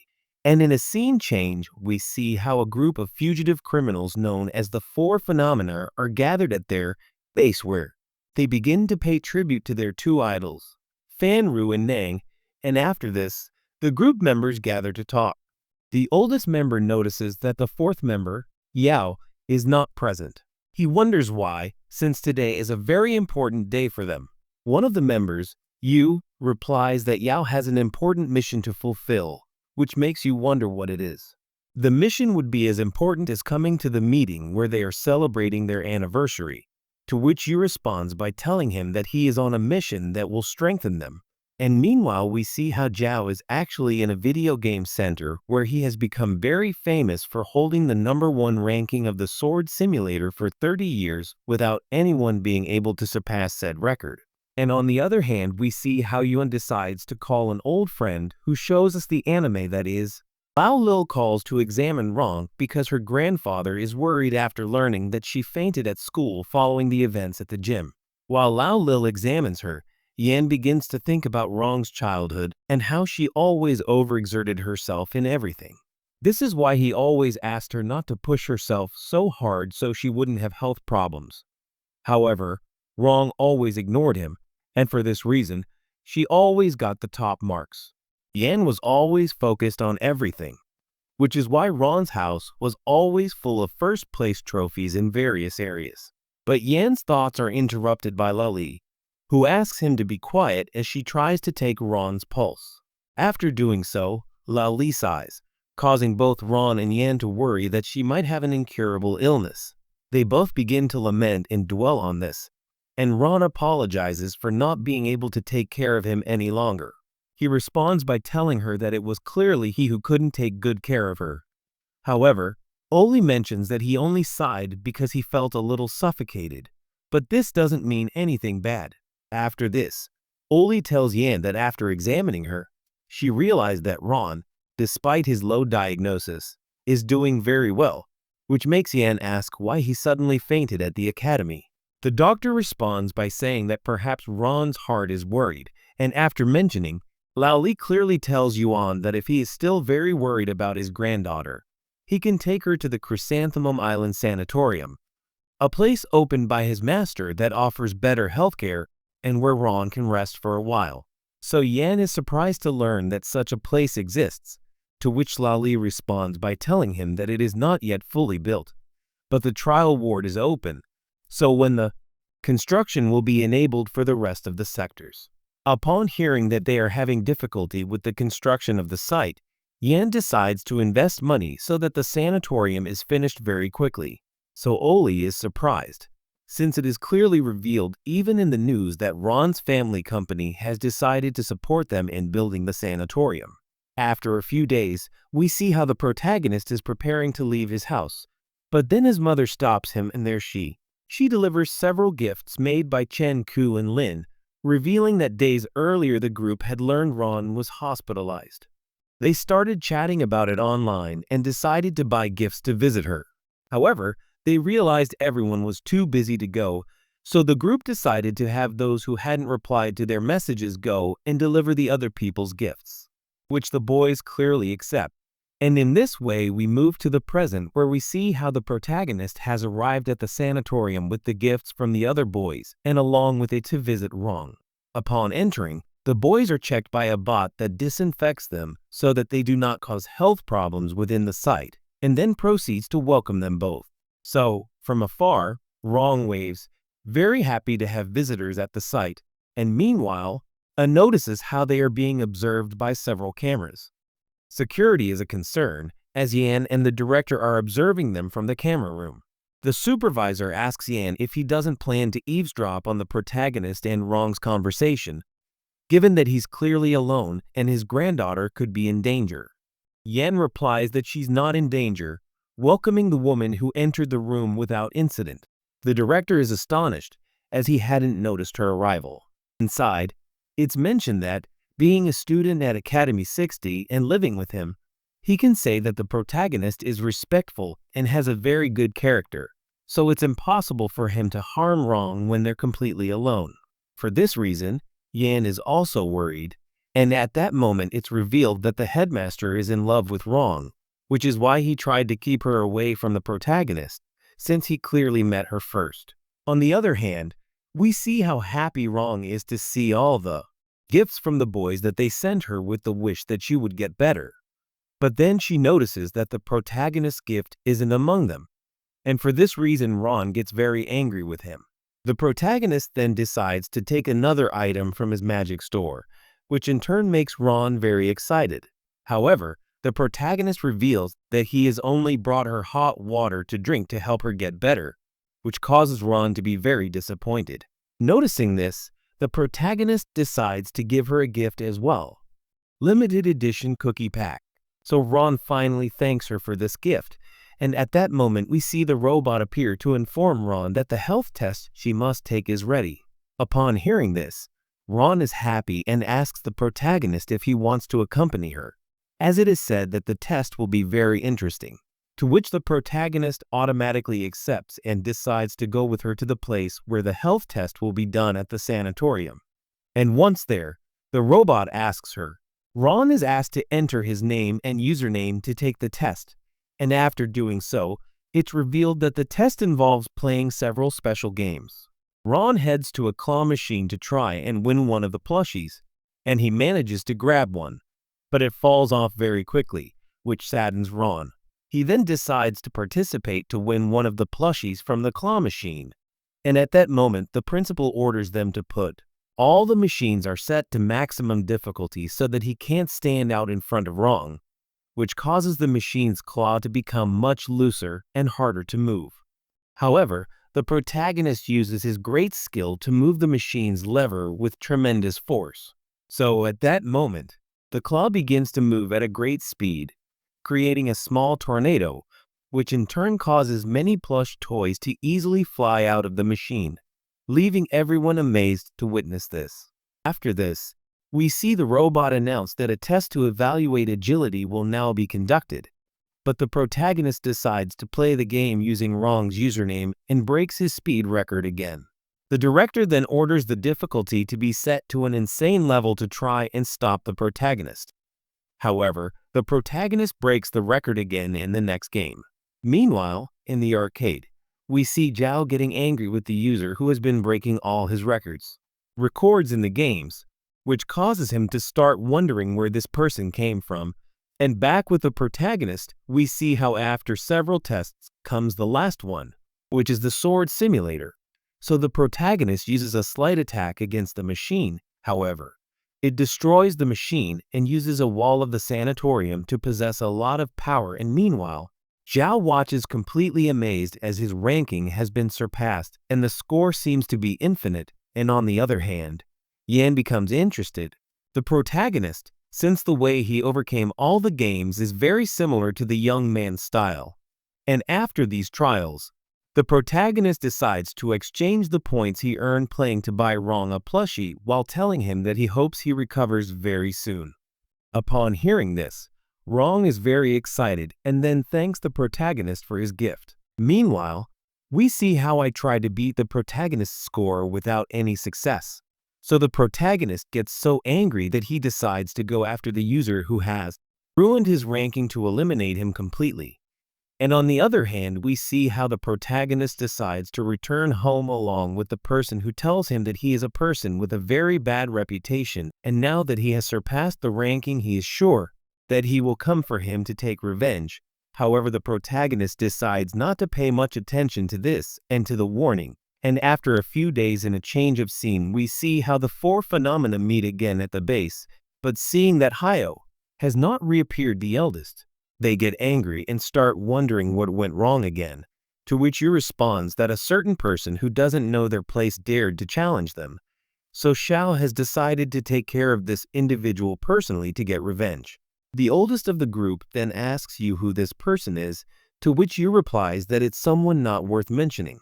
Meanwhile, we see Hyo heading towards Academy 60 while holding a picture of Rong, as he thinks she was the one who broke his record because the protagonist used his user to play.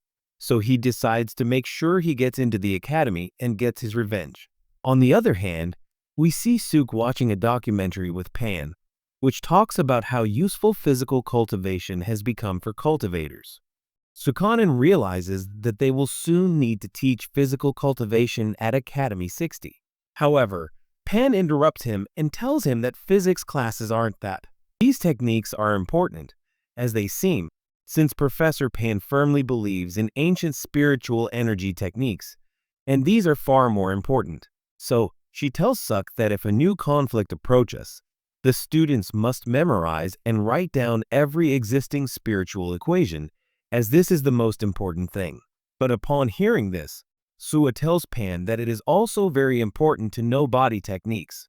So at that moment, both professors begin to argue among themselves about whether they should teaching physical techniques to their students. However, the discussion is stopped when F. Rui appears in the teacher's room, and once there he asks if they are still looking for physical cultivation instructors for the school, and upon seeing him, Suk is amazed since he recognizes him as a sword saint of an important faction, and for this reason he welcomes him with great respect, while on the other hand, Pan begins to doubt him.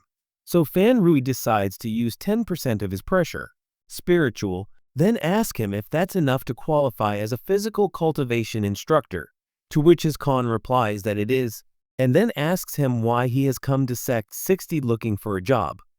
And there F. Rui decides to be honest and tells him that he is clearly looking for an heir since the president says that the prodigy he is looking for exists in Academy 60. So after hearing F. Rui's sincere answer, he decides to take him to see the facilities of the school, but meanwhile, Suk mentions that in order to teach physical cultivation, he must first receive the approval of Professor P, who is completely opposed to the students receiving this class. After a few minutes, the boys observe who could be their new physical cultivation teacher from the window. So they begin to wonder if it is a short old man who will be able to teach them anything about physical techniques. However, Sheng mentions that age doesn't matter. A person in the classes, as long as they are an expert, communicates with the protagonist, who tells him that this sword saint is probably here to find an official heir, since only a sword expert can attract another sword expert. However, the protagonist isn't worried because, unlike the others, his swordsmanship isn't very powerful. After this, we see Professor Pan enter the classroom and tell them that today they will have a small test. Then she mentions that the new physical cultivation tutor is getting to know the school and that it will take him a long time. So the boys cheer up upon hearing this news. Meanwhile, the teacher lies to them, saying that she also feels bad about the situation. We see the protagonist using his small positioning field in his notebook, and thanks to this, he realizes that Xiao is heading towards the school. That's how both he and the others find out that Xiao has come to kill them. Meanwhile, Xiao is getting closer to the academy when his phone's GPS alerts him to a virtual eye watching him. This confuses Xiao, as he can't see any virtual eyes. He proudly declares that no one is watching him. Back with the protagonist, we see him leaving class with his friends. Chen mentions that he might not have physical cultivation classes this semester, so Ain tries to cheer him up by saying she's really looking forward to seeing him use his fist technique. So Chen gets excited and starts leading them on with Lin, who tells him she's just trying to comfort him, which makes Chen even more discouraged. But then Fan Rui interrupts their conversation, telling them that each of them has an extraordinary body and that for this reason they could be prodigies of physical cultivation. However, the boys decide to simply greet him and then say goodbye. This causes F. Rui to ask them to stop, and the protagonist asks when he can have in-person classes? The professor replies that it's very difficult to know because the tutor, Pan, is very harsh and hasn't allowed him to teach.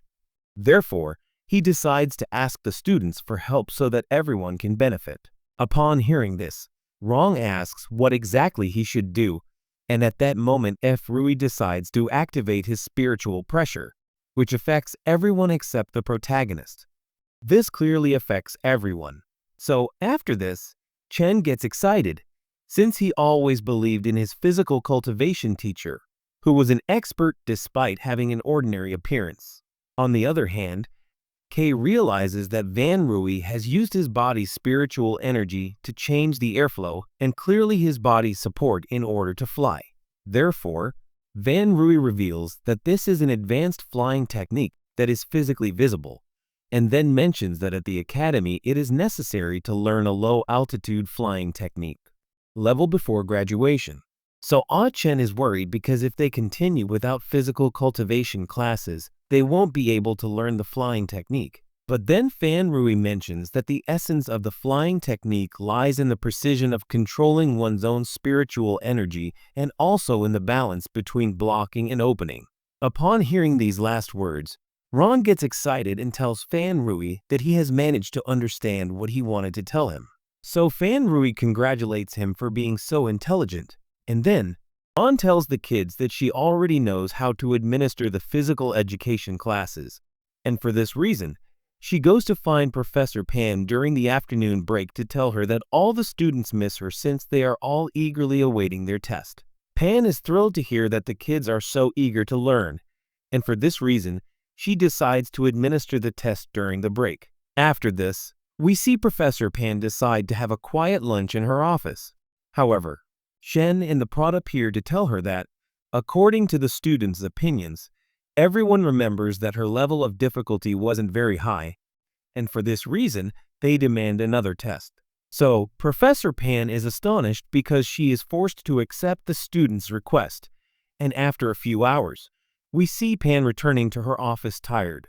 However, Ku enters the classroom to tell her that everyone misses her again, and for this reason, all the students are in the alchemy room waiting for her. The teacher asks Pan if the students aren't tired, to which Pan clearly replies no. So Pan is forced to go to her students, and for this reason, we see how the next day Pan returns to the teacher's lounge and locks the door to avoid being disturbed. However, the protagonist decides to destroy the door to enter the room along with Ron and Lin, and once inside, he tells Professor Pan that everyone is waiting for their summoning class. So, he offers to replace the teacher, however. The girl immediately refuses, as they prefer Pan. After this, Pan tries to hide in the bathroom, but Ron appears to look for her and continue bothering her. At that moment, the teacher decides to give the boys permission to attend physical cultivation classes. So, after receiving the news, Ron begins to celebrate with the protagonist for having achieved his goal, and after this, we see the boys begin their first class, physical training with Fan Rui, who tells them that future classes will learn each type of physical technique, but that today he needs to see the base that each one has. So he tells them that they must all throw a heavy ball so that he can observe and test the user's core strength as well as the flexibility of their body. Then Fan Rui mentions that if they want to pass this first test, they must throw it over 80 meters. So Chen gets excited and decides to be the first to present the test and throw the ball. Chen manages to reach a distance of 100 meters and passes without any problem. After this, it's the protagonist's turn, so he decides to use the technique on the ball to increase gravity 1,000,000 times, thus clearly making it heavier. At that moment, the protagonist throws the ball, and it falls about 50 meters away, causing the protagonist to fail and Rui to think that the protagonist cannot be his heir. But then he reveals that the ball actually circled the globe at great speed before falling. Furthermore, this ball also struck Yao with force and ended his life.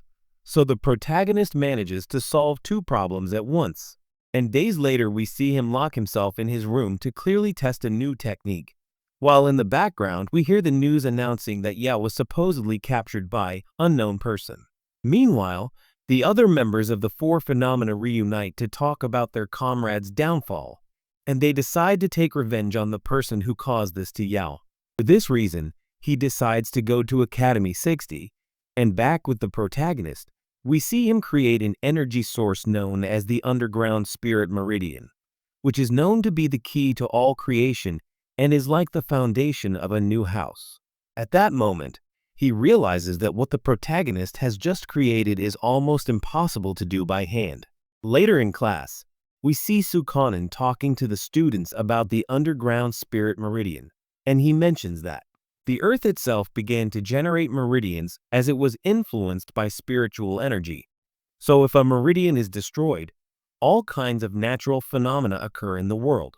Upon hearing this, Chen asks Sukan if there is any spiritual meridian created by man, to which the professor replies that it is impossible, even though the protagonist managed to do it at home hours earlier. After class, the students realize that it has begun to snow outside in a very strange way. However, the boys decide to ignore the reason for the snow so they can start playing in it. Meanwhile, Ken meets with Frui, who tells him there's a chance the boy he's looking for might appear to stop this climate change. But if he doesn't, he'll take matters into his own hands to solve the problem and avoid endangering any students. We see the boys continuing to have fun in the snow, but suddenly the weather turns much colder, causing everyone to. They are forced to re-enter the prose section of the academy, as he decides to resolve the problem. For this reason, he encounters you very quickly, who creates a large field that affects the Academy's meridian and causes all this snow. Yu is surprised to see that the protagonist hasn't frozen while outside the Academy, and then decides to attack him to end his life. However, the protagonist sends him flying using a simple magic attack that breaks Yu's field. The protagonist decides to inject a small portion of his spiritual energy into the ritual meridian to change the weather again, restoring the Academy's warm climate.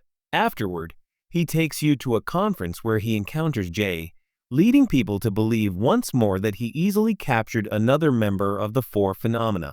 Following this, Jay receives the news that Yu died after being attacked by the protagonist. For this reason, the group of four phenomena decided to offer a reward for Jay's head. Jay initially appears completely calm upon hearing the news, believing that several mercenaries have already accepted the job. However, when he finds himself alone in his office, he panics and speaks to the protagonist, asking for help. The protagonist, however, decides to ignore him and continue studying. The following day, we see him and the others visiting the city's cultivators shopping center, as it possesses unprecedented discounts await, and once inside, both Chen and Kuo are astonished by everything on sale in the mall. Then, the group enters a shop selling incredibly rare spirit vehicles, where everyone is amazed by the exorbitant prices. Aiken explains that it's normal for them to be so expensive, as these items are very old and special. Meanwhile, we see all the items. They begin communicating with the protagonist, asking him to buy them, as they have identified him as a powerful cultivator capable of using them. However, the protagonist decides to ignore them all since he doesn't have enough money to buy them, and for this reason, they are all saddened by being rejected. Meanwhile, we see the owner of the shopping center observing the boys through the security cameras and recognizing them as students of Sect 60. For this reason, he orders that they be students buy objects with their own spiritual power, since this can clearly be very convenient for them. This being the reason why the sales guide of the shopping center begins to talk to Cheng about a new virtual video game console and a cube of a special creature egg, so that they get excited about these items despite being very expensive and impossible for them to pay for. So the sales guide tells them that they could pay for them using the spiritual power that they will gradually earn money as a future fee. Upon witnessing this, Raj tries to pay for the boys' items with his own money. However, the salesman guide doesn't allow it since his objective is to obtain the student's spiritual strength. But then the protagonist reminds the salesman that today at the mall there is also a raffle activity that gives them the probability of winning free items. And after this, the protagonist decides to activate a special ability he has that gives him luck. unlimited access for 1 hour, which allows him to win the lottery several times. And in this way he manages to obtain various items for himself and his friends. Despite trying his best to stop the protagonist, the salesman guide runs out of options and decides to quit his job. On the other hand, the protagonist and his friends leave the mall completely happy after having obtained everything they wanted. However, on their way back, Chen and Kuo decide to hold a charity sale with most of the things they obtained. Days later, we move to the hidden library of the Celestial Path, where the 3,000 techniques are kept and where several celestial spirits work. There, they receive the souls of Yu and Zhao, whom they decide to throw into a place known as the Sun Spring so they can reflect on the bad things they have done. After this, the spirits reveal that the warrior Nang has been trying to obtain the energy of the Celestial Path many times, but the spirits have prevented him, since he eliminated their master. And this is unforgivable. This is the reason why Nan has tried many times without success. On the other hand, we see how his remaining students are angry with the students of Academy 60 for having eliminated Xiaoyu. There, the greatest of the freaks mentions that Master Nan has another student named Zero who is much stronger than them. However, they cannot ask him for help since they do not know where he currently is. But then the third, a member of the group called D, mentions that he received a report informing him that the Academy is planning a charity sale, so he can use his ability to make any object he fills with his energy explode and thus get revenge on them. On the other hand, we see Professor Pan talking to everyone about the sale they are about to hold, which will help with the construction of the most needy academies in the city, and she asks the protagonist if he has already decided what he plans to sell, to which he replies that he doesn't know yet, but that he will soon find out. After class, we see him go to his wardrobe with name missing. There, it is revealed that it serves as a door to enter the hidden library of the Celestial Path, where we see the protagonist being received with great respect by the highest-ranking spirits. Name missing is completely astonished to witness this, and then the protagonist decides to deliver a package of his item missing favorite crispy noodles in exchange for the spirits obtaining an item they can sell, revealing that the package of noodles is very valuable to the spirits since it's the most important thing for the protagonist.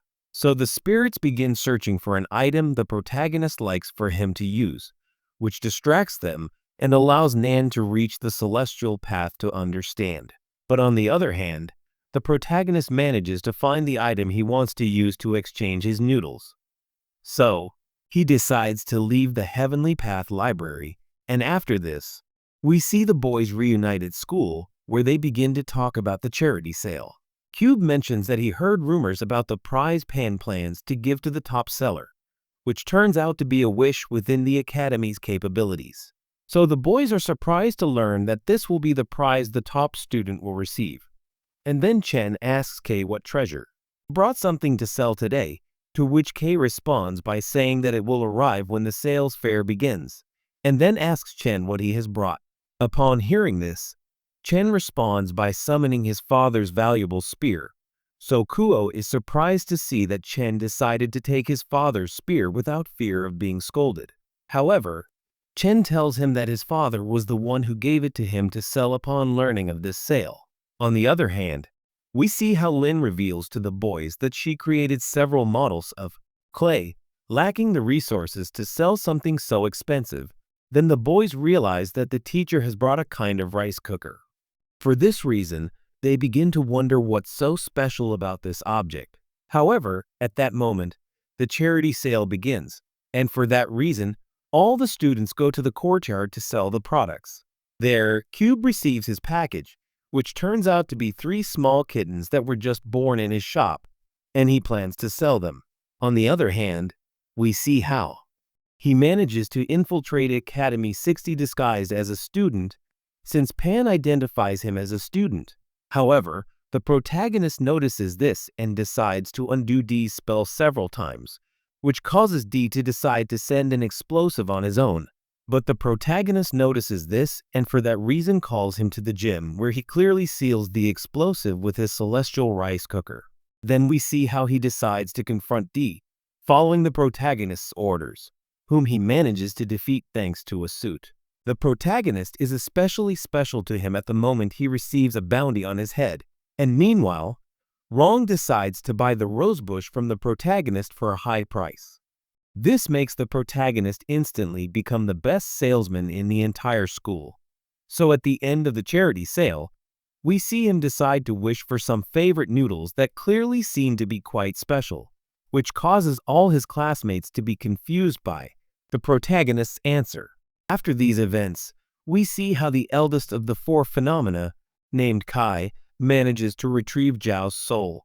Together, they begin walking through the black market, with Kai telling Zhao he will do everything possible to reconstruct his physical body. Kai then mentions that Master Nan left a special bag in this market before leaving, to train for when the group was in danger. So, Aichi uses his password to contact an illegal vendor, a friend of Nan's, who, upon seeing it, decides to hand it over. The small bag, and upon opening it, Kai realizes that inside is a legendary sphere with great spiritual power. After receiving it, he decides to leave with Xiao to continue with his plan for revenge at Academy 60. On the other hand, we see Jay meeting with his boss, who is very pleased with him since he defeated most of the members of the four phenomena. However, Jay mentions that they received a report that Kai has received a legendary ability, which allows him to bring to life small ceramic statues that possess enormous spiritual power. So upon hearing this, the head of Unclear becomes worried and mentions that they cannot let his plans come to fruition as it could be very dangerous. On the other hand, we see how this information reached Academy 60, and for this reason, Sukonen begins to talk to the teachers about it, since the school could be attacked at any moment. Therefore, he begins to devise a defense strategy to keep everyone safe. Upon hearing how powerful these spiritual statues of Shai possessed by Pan can be, he becomes extremely worried. However, Frui tells him to remain calm and then mentions that he will keep all the students safe. After saying this, he decides to unleash his power, which causes him to suddenly rejuvenate, leaving the teachers and the principal astonished. He then asks everyone to prepare for the possible war approaching the academy, and decides to teach the kids how to create group defensive magic so they can stay safe. And meanwhile, Shai arrives at a desert where he manages to release and activate all the spiritual statues. After this, he decides to go to Academy 60 at night to attack it and complete his revenge, which causes the students and teachers to activate group defensive magic. Meanwhile, the protagonist leaves the barrier to find the best way to solve this. And that's when we see how Ha decides to help the kids to reinforce the barrier to stop the attacks of the Shai statue, while Ru comes out to clearly confront them. So upon witnessing this, the protagonist decides to use a small part of his power to easily destroy Kai and all his statues so that Ru can take all the credit, which causes Suk to be amazed at seeing Fan Ru's enormous power. While on the other hand, he wonders who could have been behind this whole situation that clearly puts them all in a tight spot. And after this, we see how Jay's squad manages to find the secret base of the four phenomena, and for this reason, they decide to take it and investigate it without any problems. Having finished them all off, however, a subject called One Long emerges from underground, defeating Jim's entire squad while revealing that he too is part of the four phenomena. On the other hand, we see Ron in a room, very happy, thinking about the protagonist while looking at the limited edition crispy noodles he received from him. After seeing them, she decides to go to the city's most important bank to ask the manager to store these FOSS in the most secure location. This causes the manager to be astonished, realizing that the young woman only wants to protect some simple crunchy FOSS. But at that moment, the conversation is interrupted when Yuan appears, completely agitated, and demands that the manager lock Rong inside a special cauldron belonging to the Zom family for 3 days. Everyone is shocked to hear this. Yuan's instructions. But then it's revealed that Yan Long publicly announced he would kill Rong within 3 days at midnight. And the news starts announcing this to everyone, mentioning that Yan Long is a legendary cultivator thief who trained in an underground spiritual vein located at the base of the four phenomena. After this explanation, we jump to 3 hours before the time announced by Yan Long, so the protagonist and the others decide to go to Rong's house to talk to Yan. And there Kubo mentions that even though Wan Longan watches him steal, and when he will do it, he has always succeeded in his mission despite many obstacles, which makes the kids surprised to hear all this. Then Yan turns on a television while revealing that he ordered the family cauldron modified to look like Rong's room so that she would clearly feel comfortable. The kids are then able to communicate with Rong without much trouble, while at the same time it is revealed that all the cultivator's bank now has top-level surveillance and security to prevent Onion Long from succeeding in ending Rong's life. However, when midnight arrives, Rong is transported to an unknown space where she finds herself alone with Wan Long, who decides to end her life for supposedly having killed so many members of the four phenomena. This frightens Rong since Wan Long is extremely powerful. But then the protagonist communicates with her and asks her to eat the crispy noodles he gave her, since he can't go to that dimension to help her because it would alter other dimensions. Rong decides to obey the protagonist. This causes Rong to have a very small taste of the protagonist's power. Upon witnessing this, W. Long decides to throw one of his magic swords at her to finish her off. However, Rong uses the palm of her hand and destroys the sword without problems, even though it is very powerful, which leaves W. Long completely amazed. Witnessing Ron's sudden surge in power, we see the protagonist decide to broadcast a live stream with A's help to deceive everyone. A uses her transformation technique to create a fake image of herself, making everyone think she's alright. However, she tells the protagonist that her transformation technique isn't very good and therefore won't last long. It's then that the protagonist decides to inject some of his energy into her. Spiritual energy is channeled through a USB cable, allowing Rong to maintain his transformation for much longer without issue. Meanwhile, we see Rong continuing to fight W. Long with the protagonist's energy, managing to inflict wounds on his enemy despite the significant difference in experience. F. Rui senses Rong's powerful energy using his spirit sword, realizing that the heir he has been searching for is fighting him. Wan Long, who is Nang's proudest disciple and the younger brother of Fan Rui's sect, is attacked by Nang. Upon learning of this, Fan Rui decides to use a special manual that allows him to see the fights of people he has fought before. Therefore, he can only observe Wan Long through the manual while he is fighting. Back with Wan Long, we see him receiving a severe beating from Rong. However, Rong manages to unleash a powerful combo that defeats Wan Long, who then is sent with Y thanks to the protagonist. So after this, Rong reunites with the protagonist while at the same time her power disappears after 3 minutes have passed, and after this fight Rong tries to confess something to the protagonist, but he automatically disappears, and then F. Rui appears behind her and asks her to become the heir of his sword faction called Guy since he considers her to be the perfect one. So upon hearing these words, Rong is very confused, and meanwhile we see how Nan has finished her training and returned to the Four Phenomena's base, where she defeats all of Jay's subordinates except for one. She asks this one what happened while she was away, and he mentions that she doesn't plan to betray Jin or the organization. Upon hearing this, Nan decides to use her powerful mind control technique to force the young woman to reveal everything that happened while she was gone. Meanwhile, we see the boys. They are found in the gym training in hand-to-hand combat without Rong, who asked for permission to be absent today. Then we see Kubo mention that he sent them all an invitation to enter an immersive theater themed around Immortal Blade. So he gets excited because they will be able to see the legendary fight between Fan Rui and Nan as if they were really there. Meanwhile, it is revealed that Rong is absent from class because she has a very important lunch with Yan and Fan Rui. Fan Rui asks her grandfather for permission for her to become the heir to his faction. But upon hearing this, Yuan immediately refuses, as he wants to keep his only granddaughter safe. Despite her repeated pleas, Yuan rejects Fan Rui's request. Following this, Ron decides to give Fan Rui an invitation to the immersive theater the group will be attending. Upon receiving the invitation from the one she considers her heir, Fan Rui decides to accept, despite not being very keen. It is revealed to us that the protagonist asked Y to invite the boys and Ron to invite Frui, so it's clear he has a plan in mind. On the other hand, we see how the protagonist takes Y to the world he created for him, where he reveals that he can create and alter everything at will, leaving Y amazed.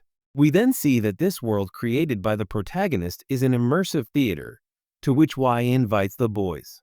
The protagonist receives him as the god of this dimension, and so, for this reason, the group begins to fly freely around the world, and on the other hand, F. Rui is received by Name Missing, who greets him with great respect, telling him that he has been waiting for him for a long time. Meanwhile, we see and learn of the death of all his students and that Ron was supposedly responsible for it all, which causes him to decide to use a skill to find their location. So, N manages to reach the immersive theater where he meets F. Rui, and because of this, for this reason, he decides to eliminate him so he won't be a hindrance. So F. Rui tries to protect himself despite not having enough energy since Nan has become much stronger. Witnessing this, the protagonist decides to help F. Rui from afar while making everyone spectators of the legendary battle between these two swordsmen.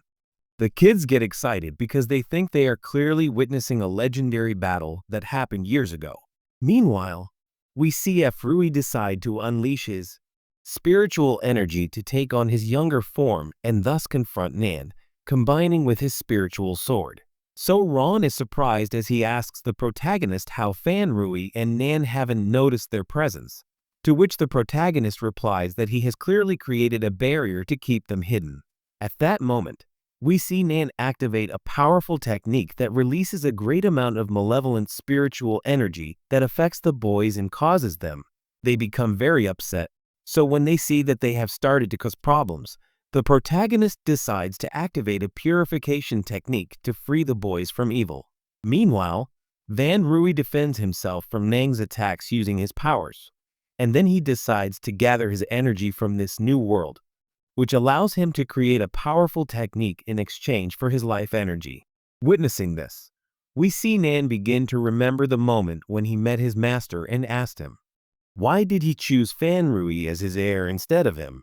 Nan had won an important faction competition this year, yet his master tells Fan Rui that he allowed it because he never wanted to fight his comrade.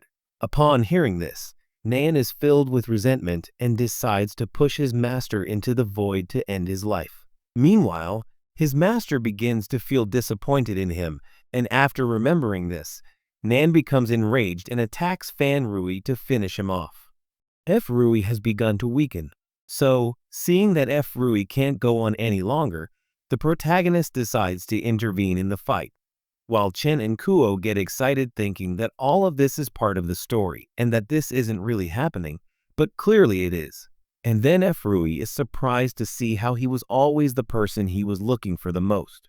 Meanwhile, the protagonist begins to nullify all of Nang's attacks, who is completely shocked to witness someone so powerful. And then the protagonist uses an ability, a special technique with which he easily defeats Nang, and then asks AI to capture him. After this conflict, we see Fan Rui on the verge of death after using a special technique. However, the protagonist decides to give him 500 more years of life so that he can continue searching for the heir to his faction. Upon witnessing this, Fan Rui is very grateful to the protagonist, who decides to reunite with his friend to continue enjoying this new world created by him. 2 months later, in a scene change, we see the protagonist's parents are at the hospital for a medical checkup, and it's revealed that the protagonist's mother is pregnant with another child. This worries the protagonist's father, who feels the world might be in even more danger. And so ends this fantastic donga. If you made it this far, don't forget to comment with the secret word, which will be sword. And don't forget to like, subscribe, and turn on notifications. It's extremely helpful. Also, if you want a shout out in one of the videos or want to recommend an anime for me to summarize in the next video, follow me on Instagram. The link will be in the description of the pinned comment, as I'll be giving shout-outs to everyone who follows me there very soon. And with that, this Spanish girl says goodbye.